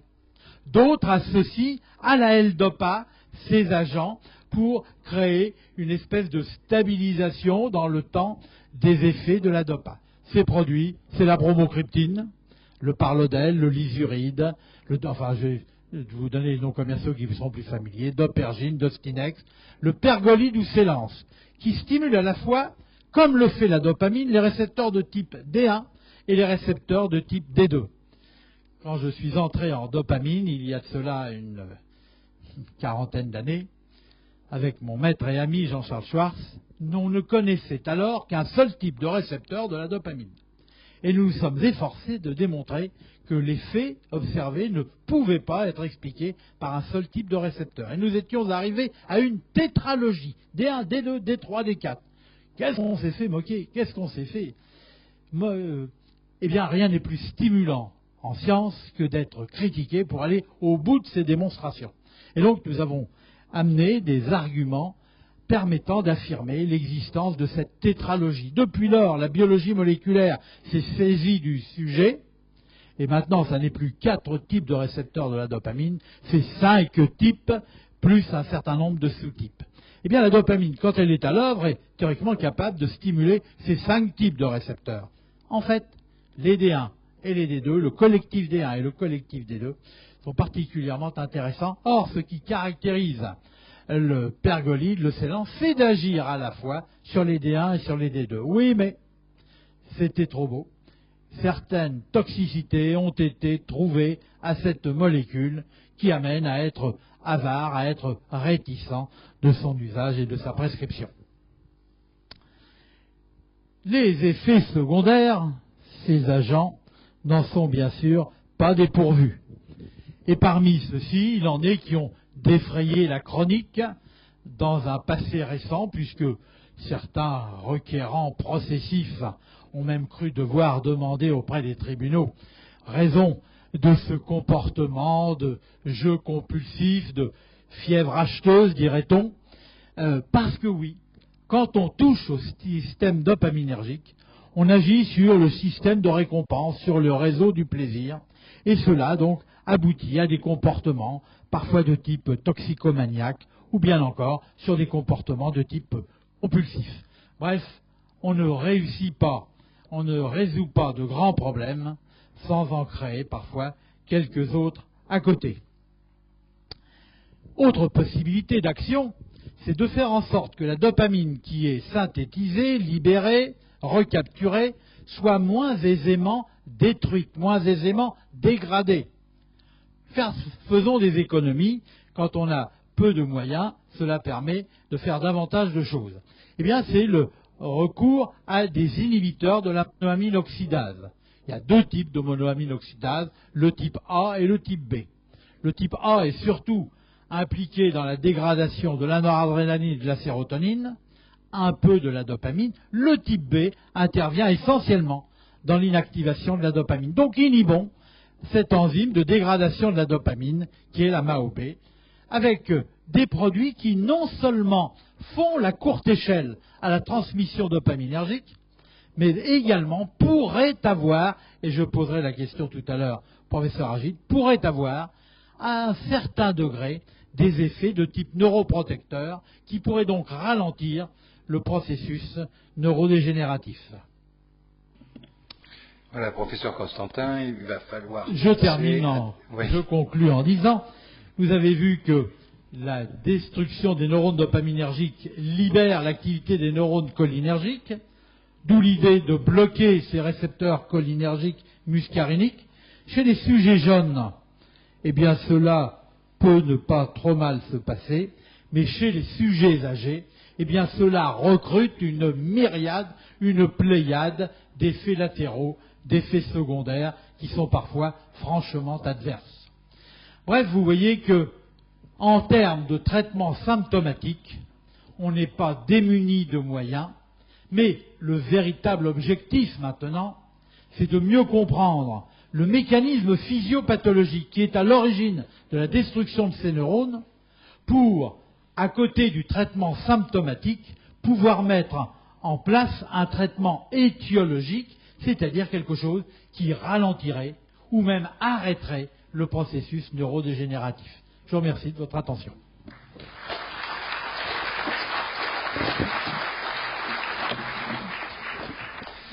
Voilà, messieurs, dames, alors je crois que c'est à votre tour de jouer. Si vous avez des questions, bien entendu, sur ces maladies neurodégénératives et en particulier sur la maladie de Parkinson, c'est vraiment le moment ou jamais de les poser. À vous de jouer. Voilà, surtout pas tout le monde en même temps. Voilà, merci. Monsieur, bonsoir. Appuyez sur le bouton rouge. Oui, voilà. Que peut-on attendre de la rasagiline? Que peut-on attendre de la rasagiline? Dis quelque chose, moi je dirais le contraire. Eh bien écoutez, mon grand-père, quand on lui demandait « c'est-il bon ce médicament-là », il répondait « prenez-en pendant que ça guérit ». C'est-à-dire qu'il y a dans la vie de tout médicament, une période qui est celle de l'enthousiasme, qui est celle du tout nouveau, tout beau, et ce n'est qu'après un certain temps d'usage qu'alors on peut appréhender si le rapport bénéfice-risque est nettement en faveur du bénéfice et si les effets latéraux, si les effets adverses ne sont pas insupportables. J'ai donné tout à l'heure l'exemple du pergolide ou du Célance. Pendant un temps, il fut perçu vraiment comme le must.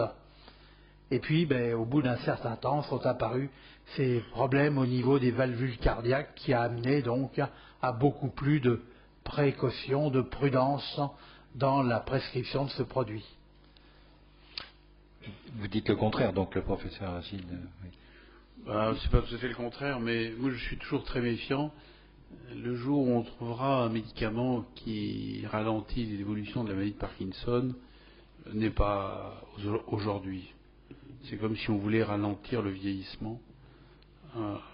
Alors pour le déprénil et la rasalagiline, si vous voulez, moi je suis très très méfiant. Pourquoi? Pour deux raisons. La première, c'est qu'il n'y a pas de base physiopathologique. Il n'y a pas les raisons qui ont été invoquées par les industriels sont, à mon avis, de mauvaises raisons. Voilà.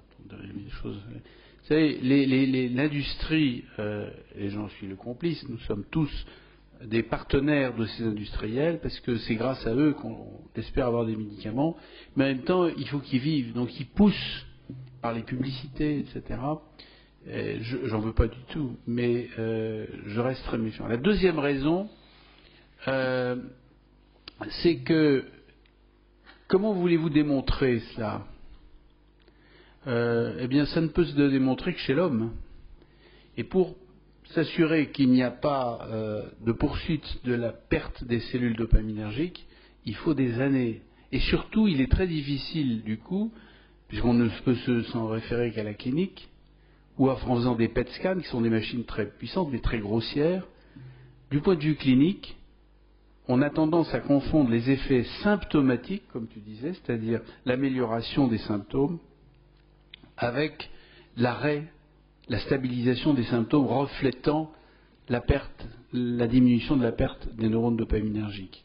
Donc, pour ces raisons de fond et pour ces raisons de forme, je reste très méfiant. Alors, c'est vrai qu'il y a eu une publication toute récente sur la rasagiline, qui est sortie il y a 3 semaines, je crois, qui montre que, en comparant des grandes quantités de patients, on a une toute petite différence. Mais moi, je vais vous dire très franchement, je n'y crois pas. Alors, ça ne veut pas dire qu'on ne va pas y arriver. Je suis sûr qu'on va y arriver dans les années qui viennent, vraiment. Parce qu'on a commencé à comprendre, comme tu l'as bien montré, les mécanismes qui concourent à la mort de ces cellules de manière très spécifique. Elles sont très vulnérables, sont des véritables bombes. Elles ne demandent qu'à crever. Elles sont très puissantes, mais elles ne demandent qu'à crever. Et, vous savez, il n'y a jamais eu une cause. C'est comme nous, regardez dans la vie, on prend de l'âge, on a des cheveux qui blanchissent, on a des difficultés d'équilibre, on perd un petit peu, on oublie les noms, etc., etc. Tout ça, c'est polyvalent. C'est polyvalent, et de même qu'il n'y a pas une mutation génétique, il y en a plusieurs. Ce qui sera probablement vrai pour un patient, si un jour on y arrive, parce qu'il aura là le récepteur spécifique dont le blocage permettra d'arrêter la maladie, ne sera peut-être pas vrai pour le voisin, qui lui a une autre maladie, une maladie qui est différente. Il ne faut pas croire qu'il y a une maladie de Parkinson, il y a 100 maladies de Parkinson. On en a repéré déjà une trentaine, avec probablement des mécanismes tout à fait différents. Ce qui n'est pas très réjouissant, parce qu'il ne faut pas croire qu'on va trouver un jour le traitement comme ça. Il va se passer pour le Parkinson ce qui s'est passé pour le cancer.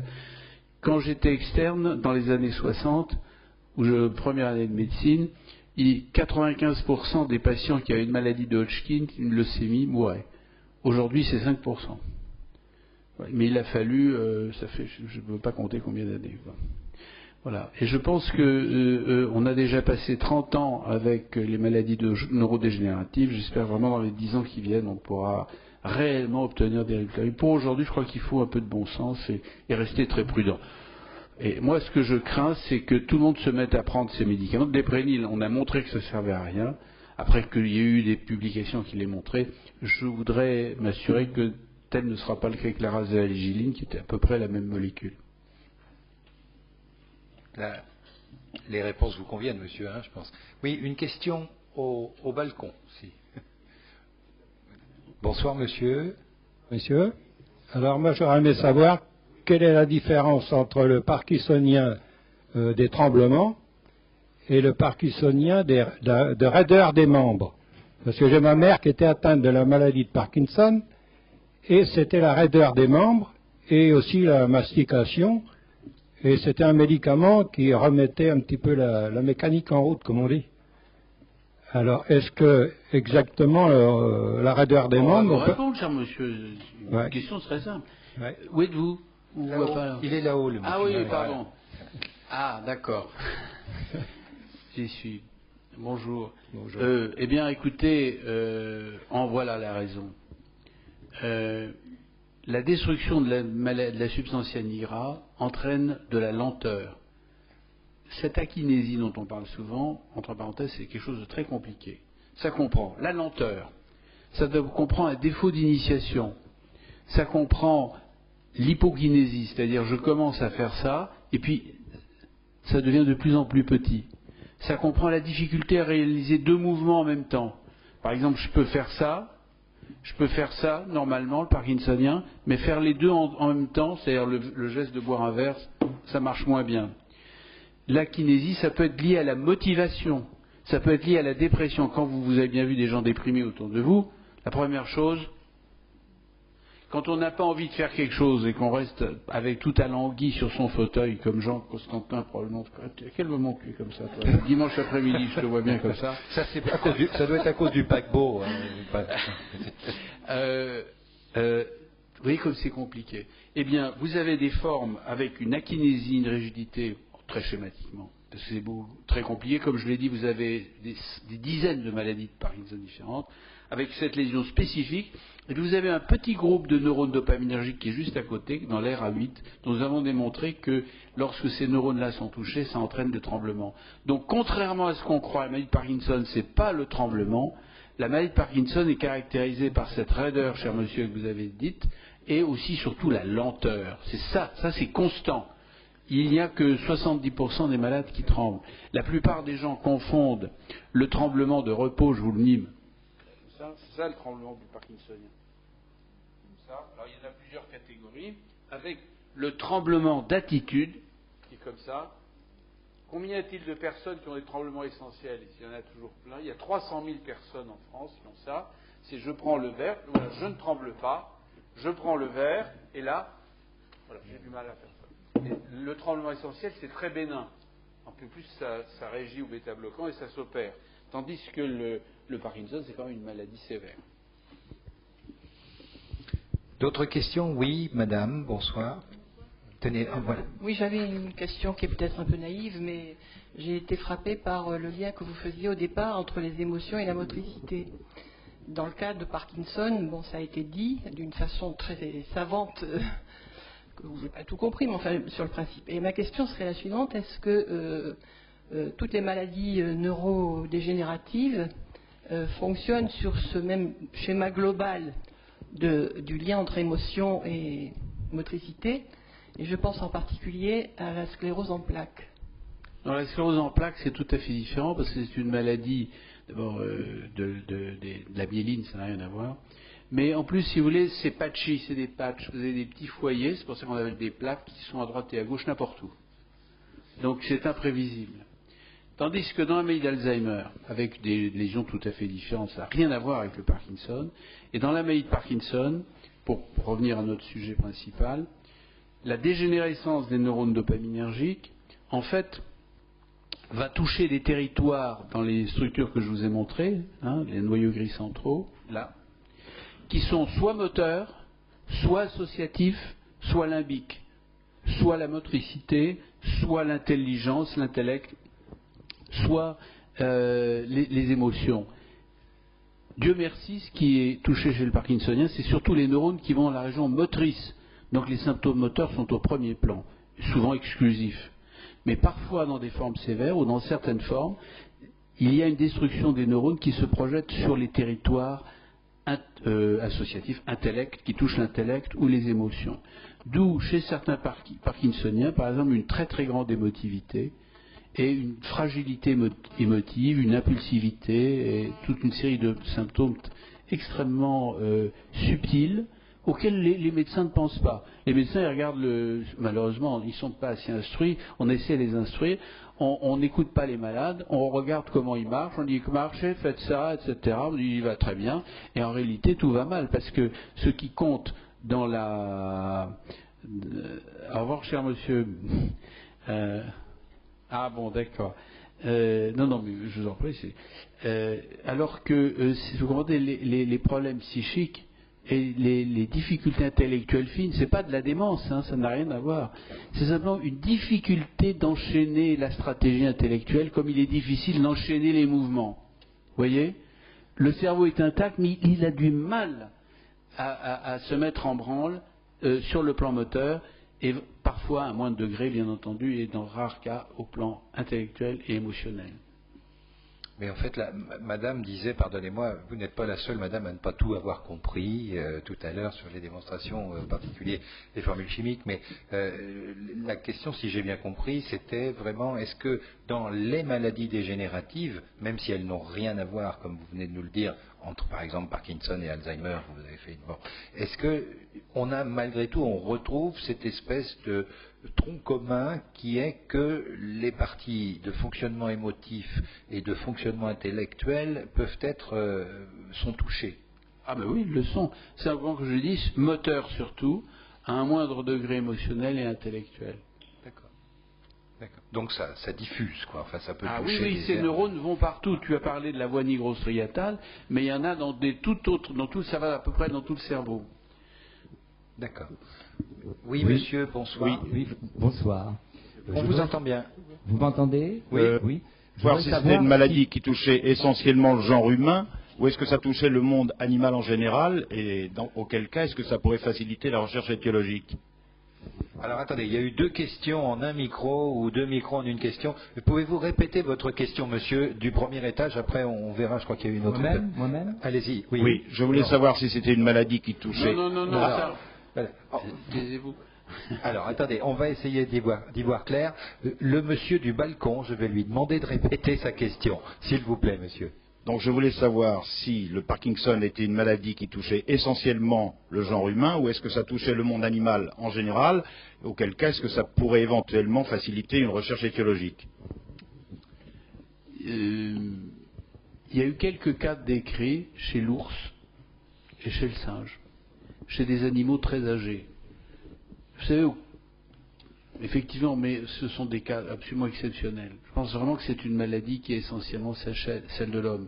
Quant à aller utiliser un ours pour mes expériences, excusez-moi, cher monsieur, mais j'y tiens pas. Vous vous en sortez par l'humour, mais malgré tout, il y a quand même peut-être une piste là. Ça Le doit pas être singe, facile. quand même, est très utilisé pour les études en particulier. Oui, mais pas naturel. Non. On crée donc, par des toxiques, des syndromes parkinsoniens, et on regarde comment on peut les faire récupérer par l'administration de facteurs de croissance, par exemple.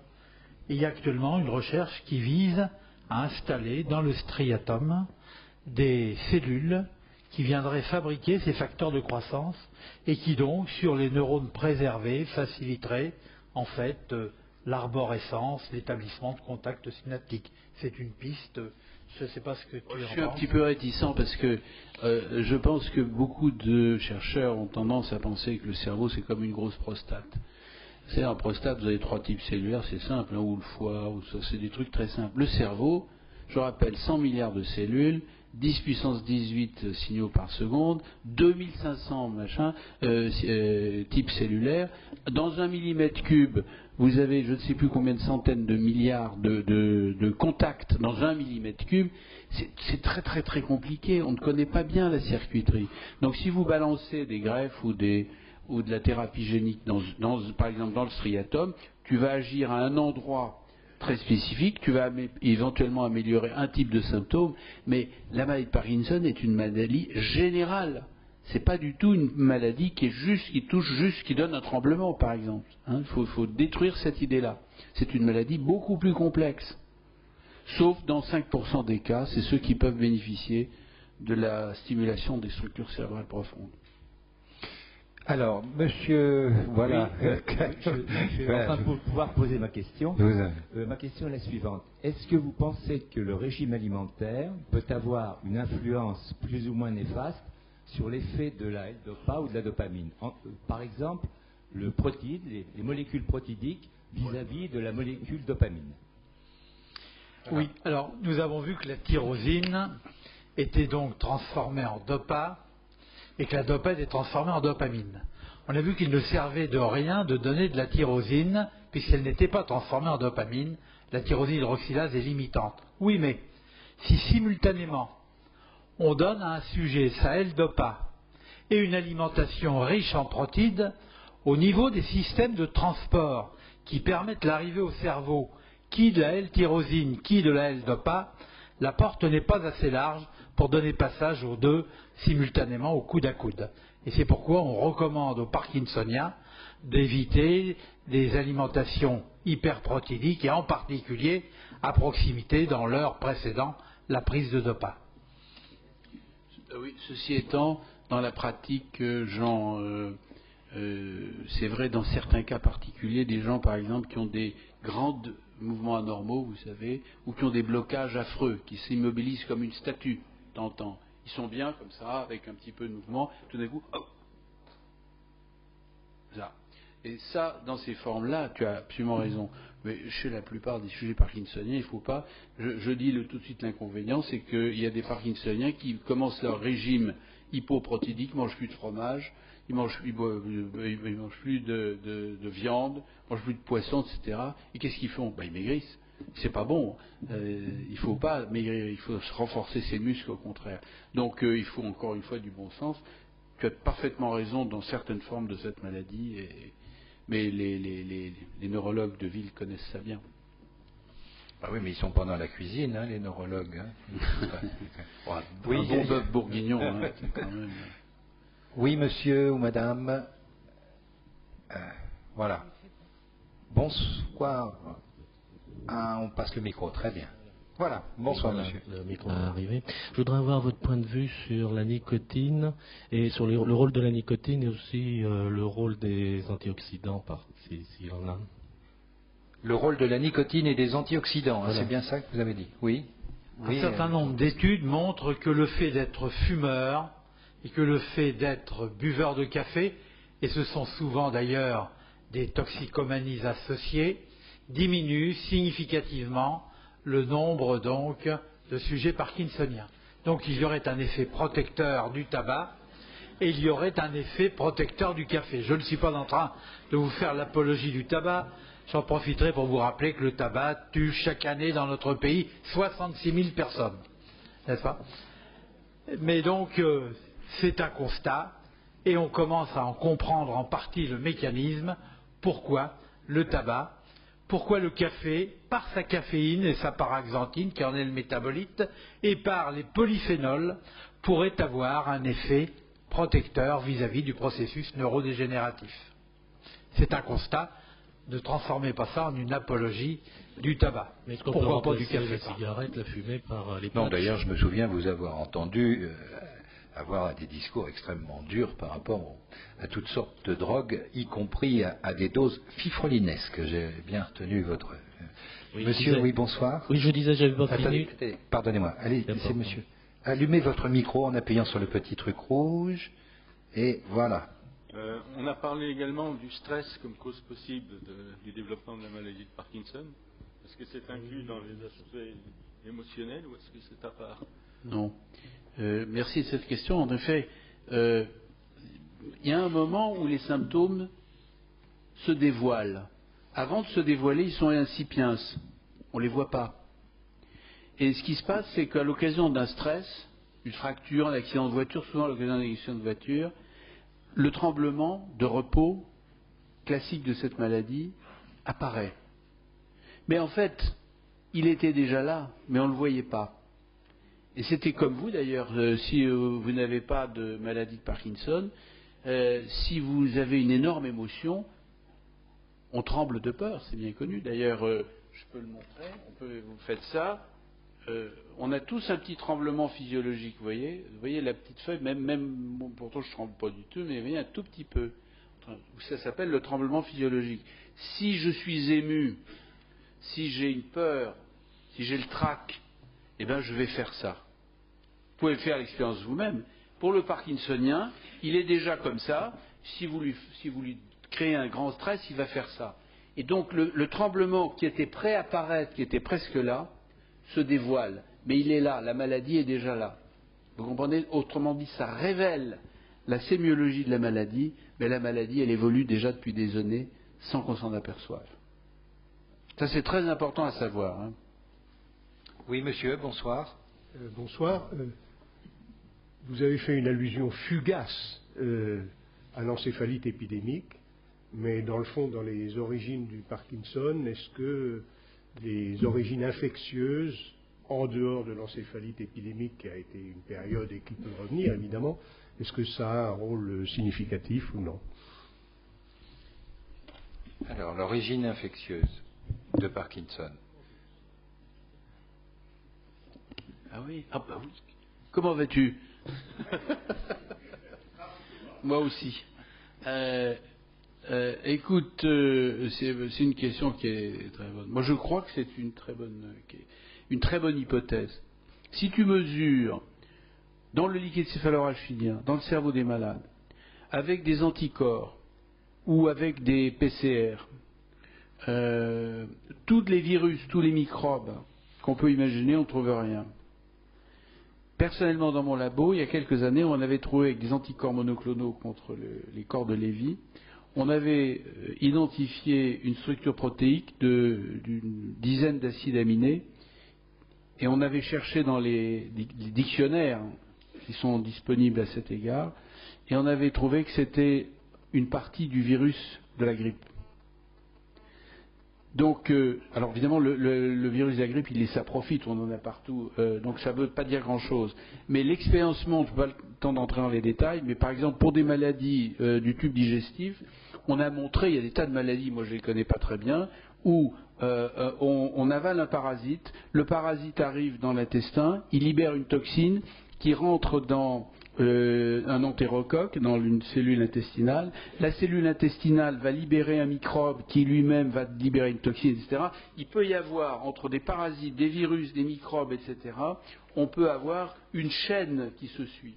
Donc c'est tout à fait possible qu'un facteur environnemental, un virus par exemple, ou autre chose, si il t'envahit, tu n'auras rien parce que tu as un dispositif génétique qui te protège. Et moi, qui n'est peut-être pas, qui a une petite mutation de rien du tout, qui ne donne rien, au contact de ce facteur environnemental, je vais développer la maladie. Donc le principe, je pense que c'est ça la solution. Alors est-ce que c'est un virus ou est-ce que c'est autre chose, on ne sait pas.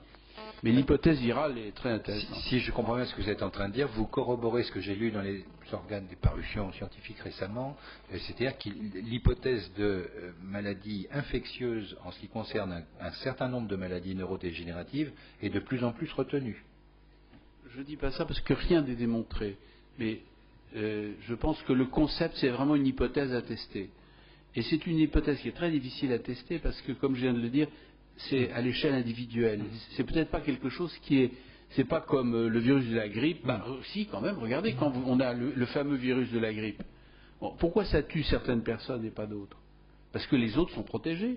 Puis il y a quelqu'un qui a un gène permissif, une mutation particulière, comme on en a tous, on sommes tous différents, qui fait en sorte que chez cette personne, parmi 100 000, il va y avoir un effet suffisamment délétère pour aboutir à une maladie gravissime. Donc je pense que c'est probablement la même chose dans les maladies dégénératives, mais ça n'est qu'une hypothèse. Là, vous me poussez un peu. Oui, monsieur, madame. C'est à nouveau moi. Je voudrais savoir aussi si les antioxydants ont un rôle bénéfique, une supplémentation en antioxydants, je voudrais dire. Et je reviens aussi sur la nicotine, mais est-ce qu'on ne peut pas remplacer avantageusement la fumée, qui fait des dégâts, tout le monde le sait, par une absorption transcutanée? Il y a des patchs, oui. Écoutez, c'est des études en cours. S'il se passe quelque chose, ce sera vraiment minime, parce que ça sera à ce moment-là un effet symptomatique. Il y a des récepteurs à la nicotine de plusieurs types dans le cerveau, et il y a quelques travaux expérimentaux chez le rat qui montrent qu'en effet, ça peut être un petit effet anti-parkinsonien. Donc il y a des études qui sont en cours sur ces sujets, je ne crois pas que ce soit intéressant. Alors je vais être un petit peu méchant vis-à-vis des antioxydants et de tous ces trucs que je trouve des stupidités. Tu voulais, ça n'a aucun sens. Les gens qui mangent de la vitamine E, de la vitamine C et des vitamines tout court. Il suffit de manger une orange tous les ans, on a suffisamment de vitamines pour toute sa vie. Les vitamines, c'est important au Bénin ou en Ouganda, mais chez nous, c'est ridicule. Vous imaginez les kilos de vitamines que vous pissez tous les jours. Excusez-moi, je ne devrais pas dire ça. Mais non, je crois vraiment, il n'y a aucun argument pour penser, c'est trop simple, que les antioxydants, ça c'est des trucs d'industriels, si vous voulez, c'est pareil.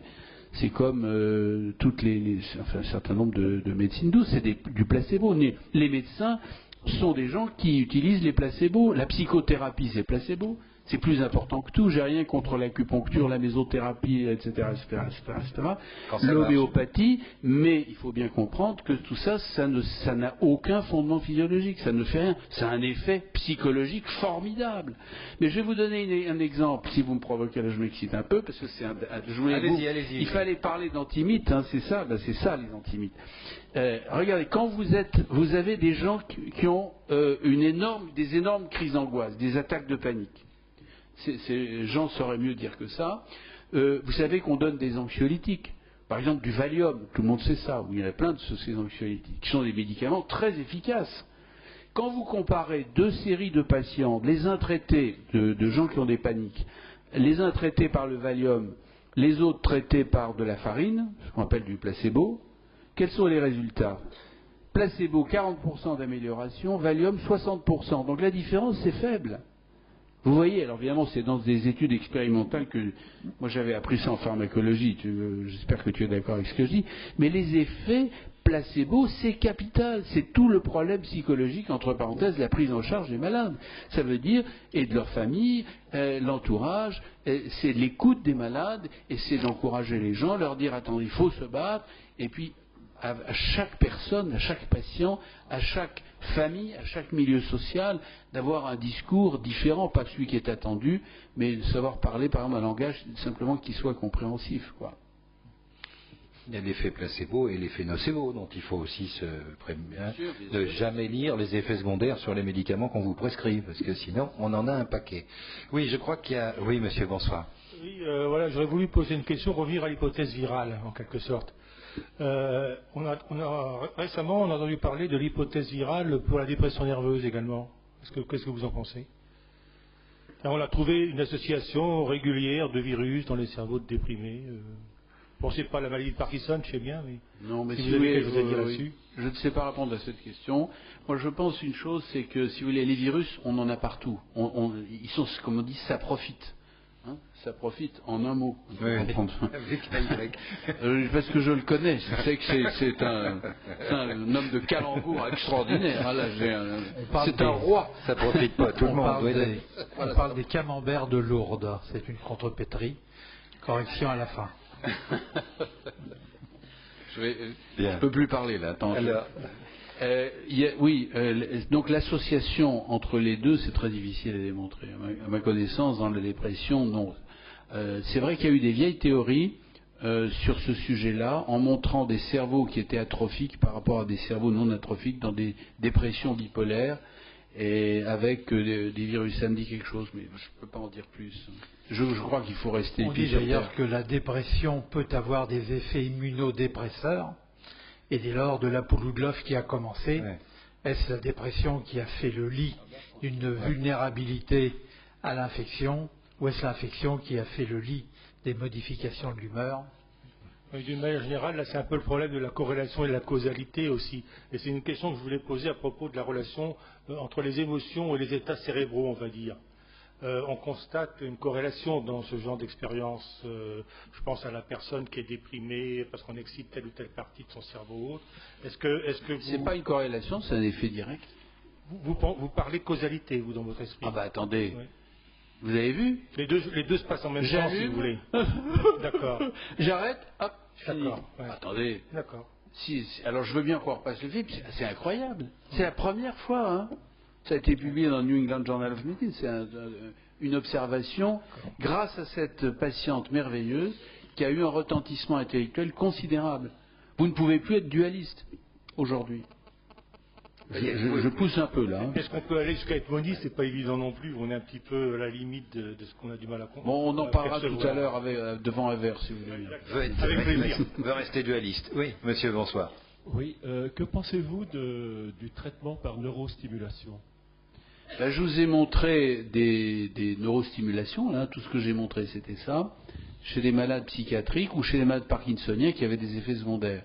Alors le traitement par neurostimulation, c'est je mets une pile ici, il y a un fil qui monte là-dedans, j'ai des électrodes qui rentrent dans le cerveau, à la base du cerveau, dans ce petit noyau qui est gros comme une lentille qu'on appelle le noyau subthalamique, parce qu'il est sous le thalamus, et les résultats, nous on fait ça depuis 1992, quelque chose comme ça. Avec une expérience, on a fait des centaines et des centaines de malades avec des résultats absolument spectaculaires.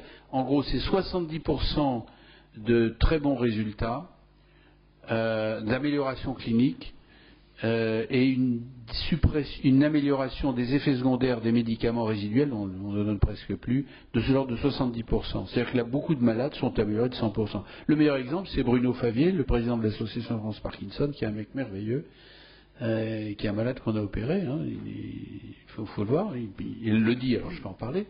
Il est comme... normal. Le problème, c'est que c'est une forme dopaminergique pure.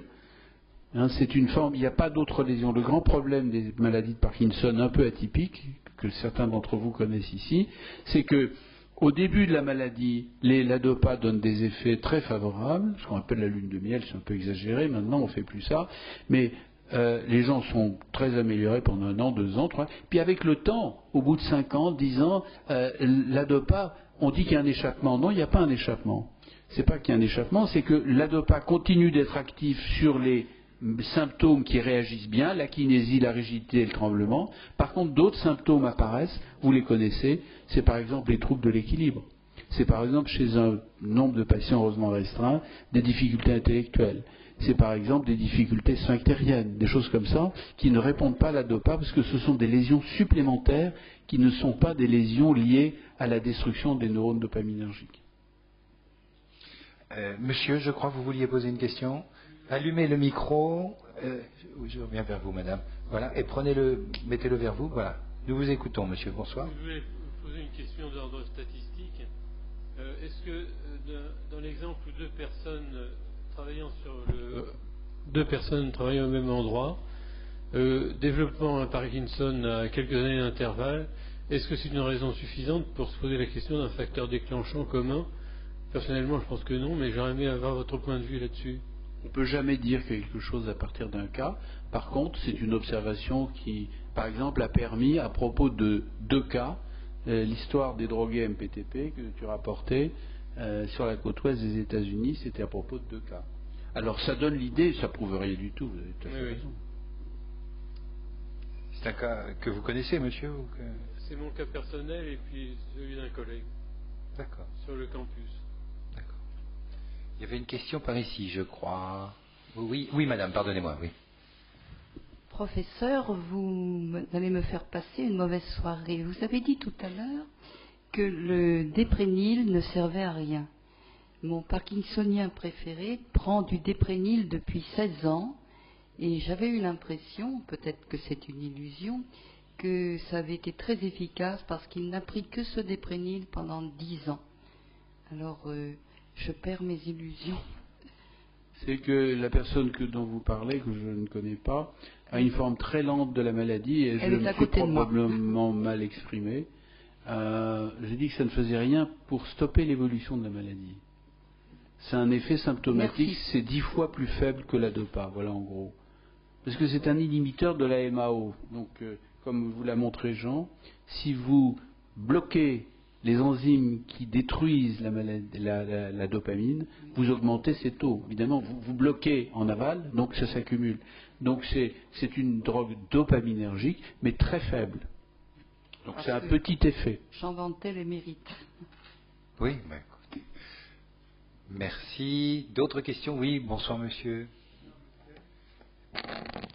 Vous avez dit tout à l'heure que la maladie de Parkinson pouvait se présenter sous différentes formes, tout au moins donner différentes formes, en particulier le tremblement. Oui. Et réciproquement, est-ce que le tremblement d'un membre, par exemple, tel que par exemple pour tenir une tasse, est-ce que ça c'est un parkinsonien? Alors je vais vous mimer. On peut monter là? Un gros paquebot, un petit yacht peut-être, mais... C'est en contreplaqué, c'est très bon. Parkinsonien, tremblement de repos. J'attrape ça. Tremblement dans l'attitude de tremblement. Maintenant, tremblement essentiel. D'abord, c'est bilatéral. Le tremblement parkinsonien, il est comme ça, de repos, et il apparaît en quelques mois, 2-3 ans. Le tremblement d'attitude, voilà, de l'humour normal. Tremblement essentiel. Bon, ça peut être plus faible, ça, mais au début c'est principien. C'est évolué sur 30 ans. C'est toujours des deux côtés, et c'est un tremblement de posture, d'attitude. Alors d'un côté, c'est parkinsonien généralement. Le tremblement essentiel est toujours bilatéral. C'est compliqué un petit peu. Je vous ai schématisé. Repos, Parkinson, attitude, tremblement essentiel. C'est un peu plus compliqué parce qu'il peut y avoir des tremblements de repos qui existent dans l'attitude. À ce moment-là, demandez à la personne à qui vous pensez de venir voir la CPFR, ou alors venez voir dans le service de neurologie ici. J'ai plein d'élèves qui sont d'excellents neurologues dans le département de neurologie du CHI. Je ne peux pas donner les noms. C'est surtout pour ceux que vous ne donneriez pas que ce serait embêtant. Oui, une question là-bas. Bonsoir. Nous vous écoutons. Oui. Allez-y. Excusez-moi, mais je voudrais vous poser une question parallèle. Vous parliez de la dégénérescence d'un certain type de neurones. Est-ce qu'on établit des liens entre la dégénérescence maculaire des cellules de la rétine liée à l'âge avec la dégénérescence de ces cellules? Ça n'a rien à voir. Rien à voir. Alors, si vous me permettez une remarque. Ah, on n'entend plus. J'entends plus. On n'entend plus.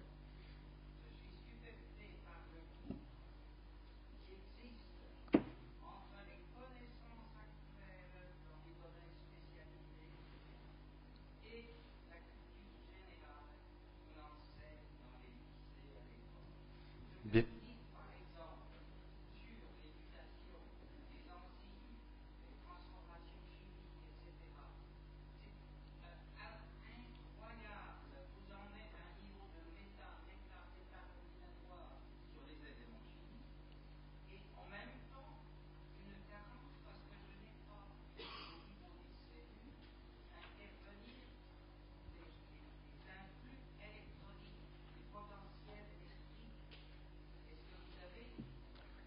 Si vous avez une heure de plus, on peut le faire, il n'y a aucun problème.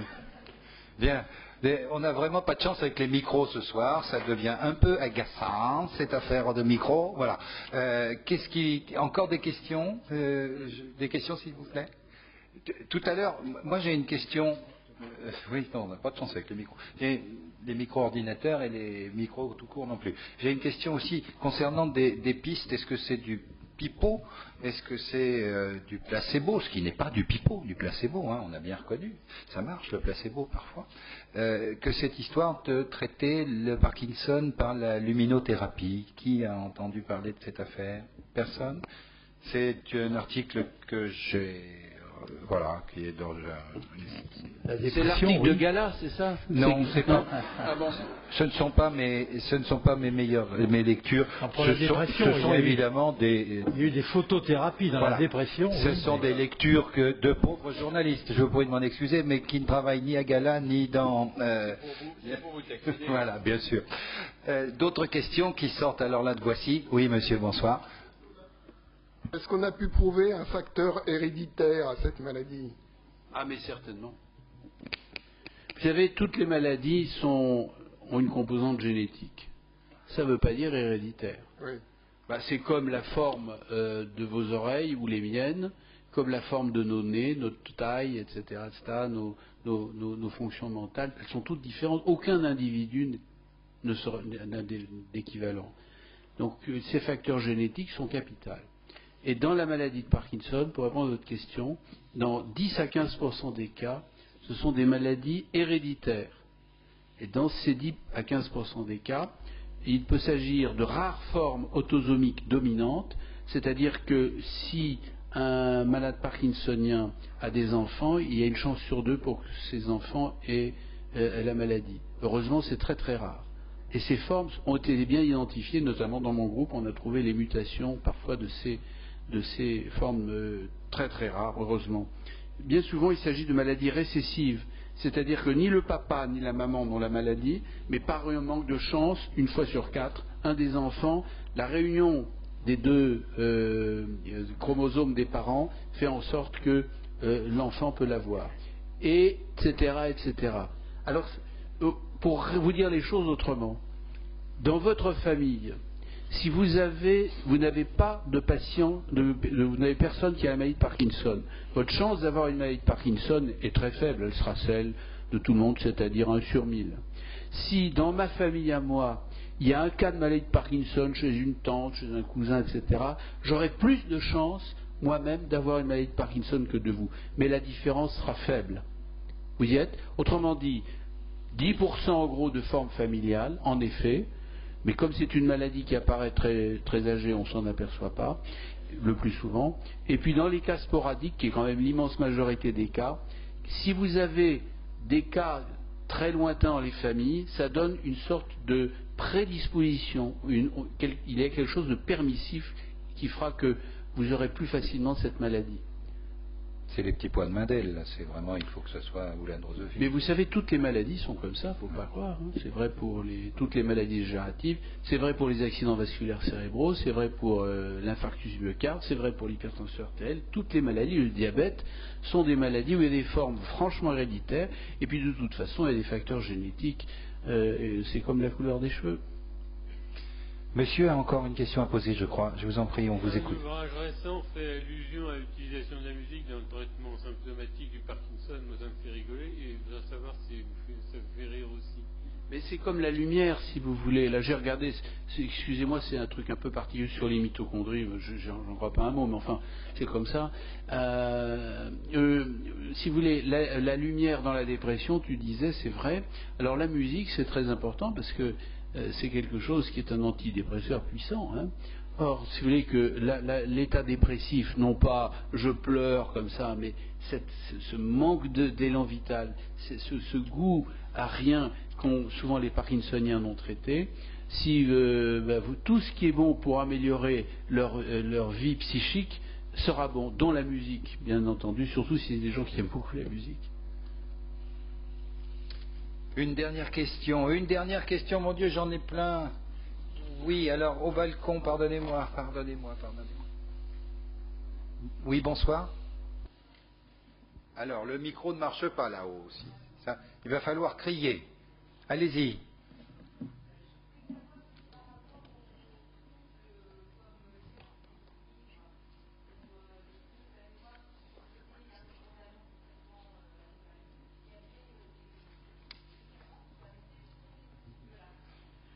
La réponse est hélas non, mais on a beaucoup de moyens. D'abord la kinésithérapie, c'est surtout à ça que ça sert. Si des Parkinsoniens font de la kinésithérapie, c'est pas pour qu'on leur fasse des massages comme pour les jolies femmes. C'est vraiment pour leur apprendre à bien marcher, à bien tenir en équilibre. Ceci étant, dans certaines formes particulières, il y a des recherches qui sont faites. Par exemple, dans mon groupe, on fait cela. C'est-à-dire qu'on introduit des électrodes, vraiment dans le tronc cérébral, là, dans une structure qui s'appelle le noyau pédonculopontin. Ce sont des travaux qui sont en cours chez les sujets parkinsoniens qui ne tiennent pas du tout debout au point d'avoir un handicap absolument majeur. Mais c'est vraiment de la recherche et nous n'avons pas les résultats encore. Voilà. Mais c'est une voie d'avenir. Comme c'est mon jour de bonté, madame, une question très rapide, je crois. Vous avez ici, madame, à poser, et puis une réponse encore plus rapide, peut-être. Allez-y, je vous en prie. Bonsoir.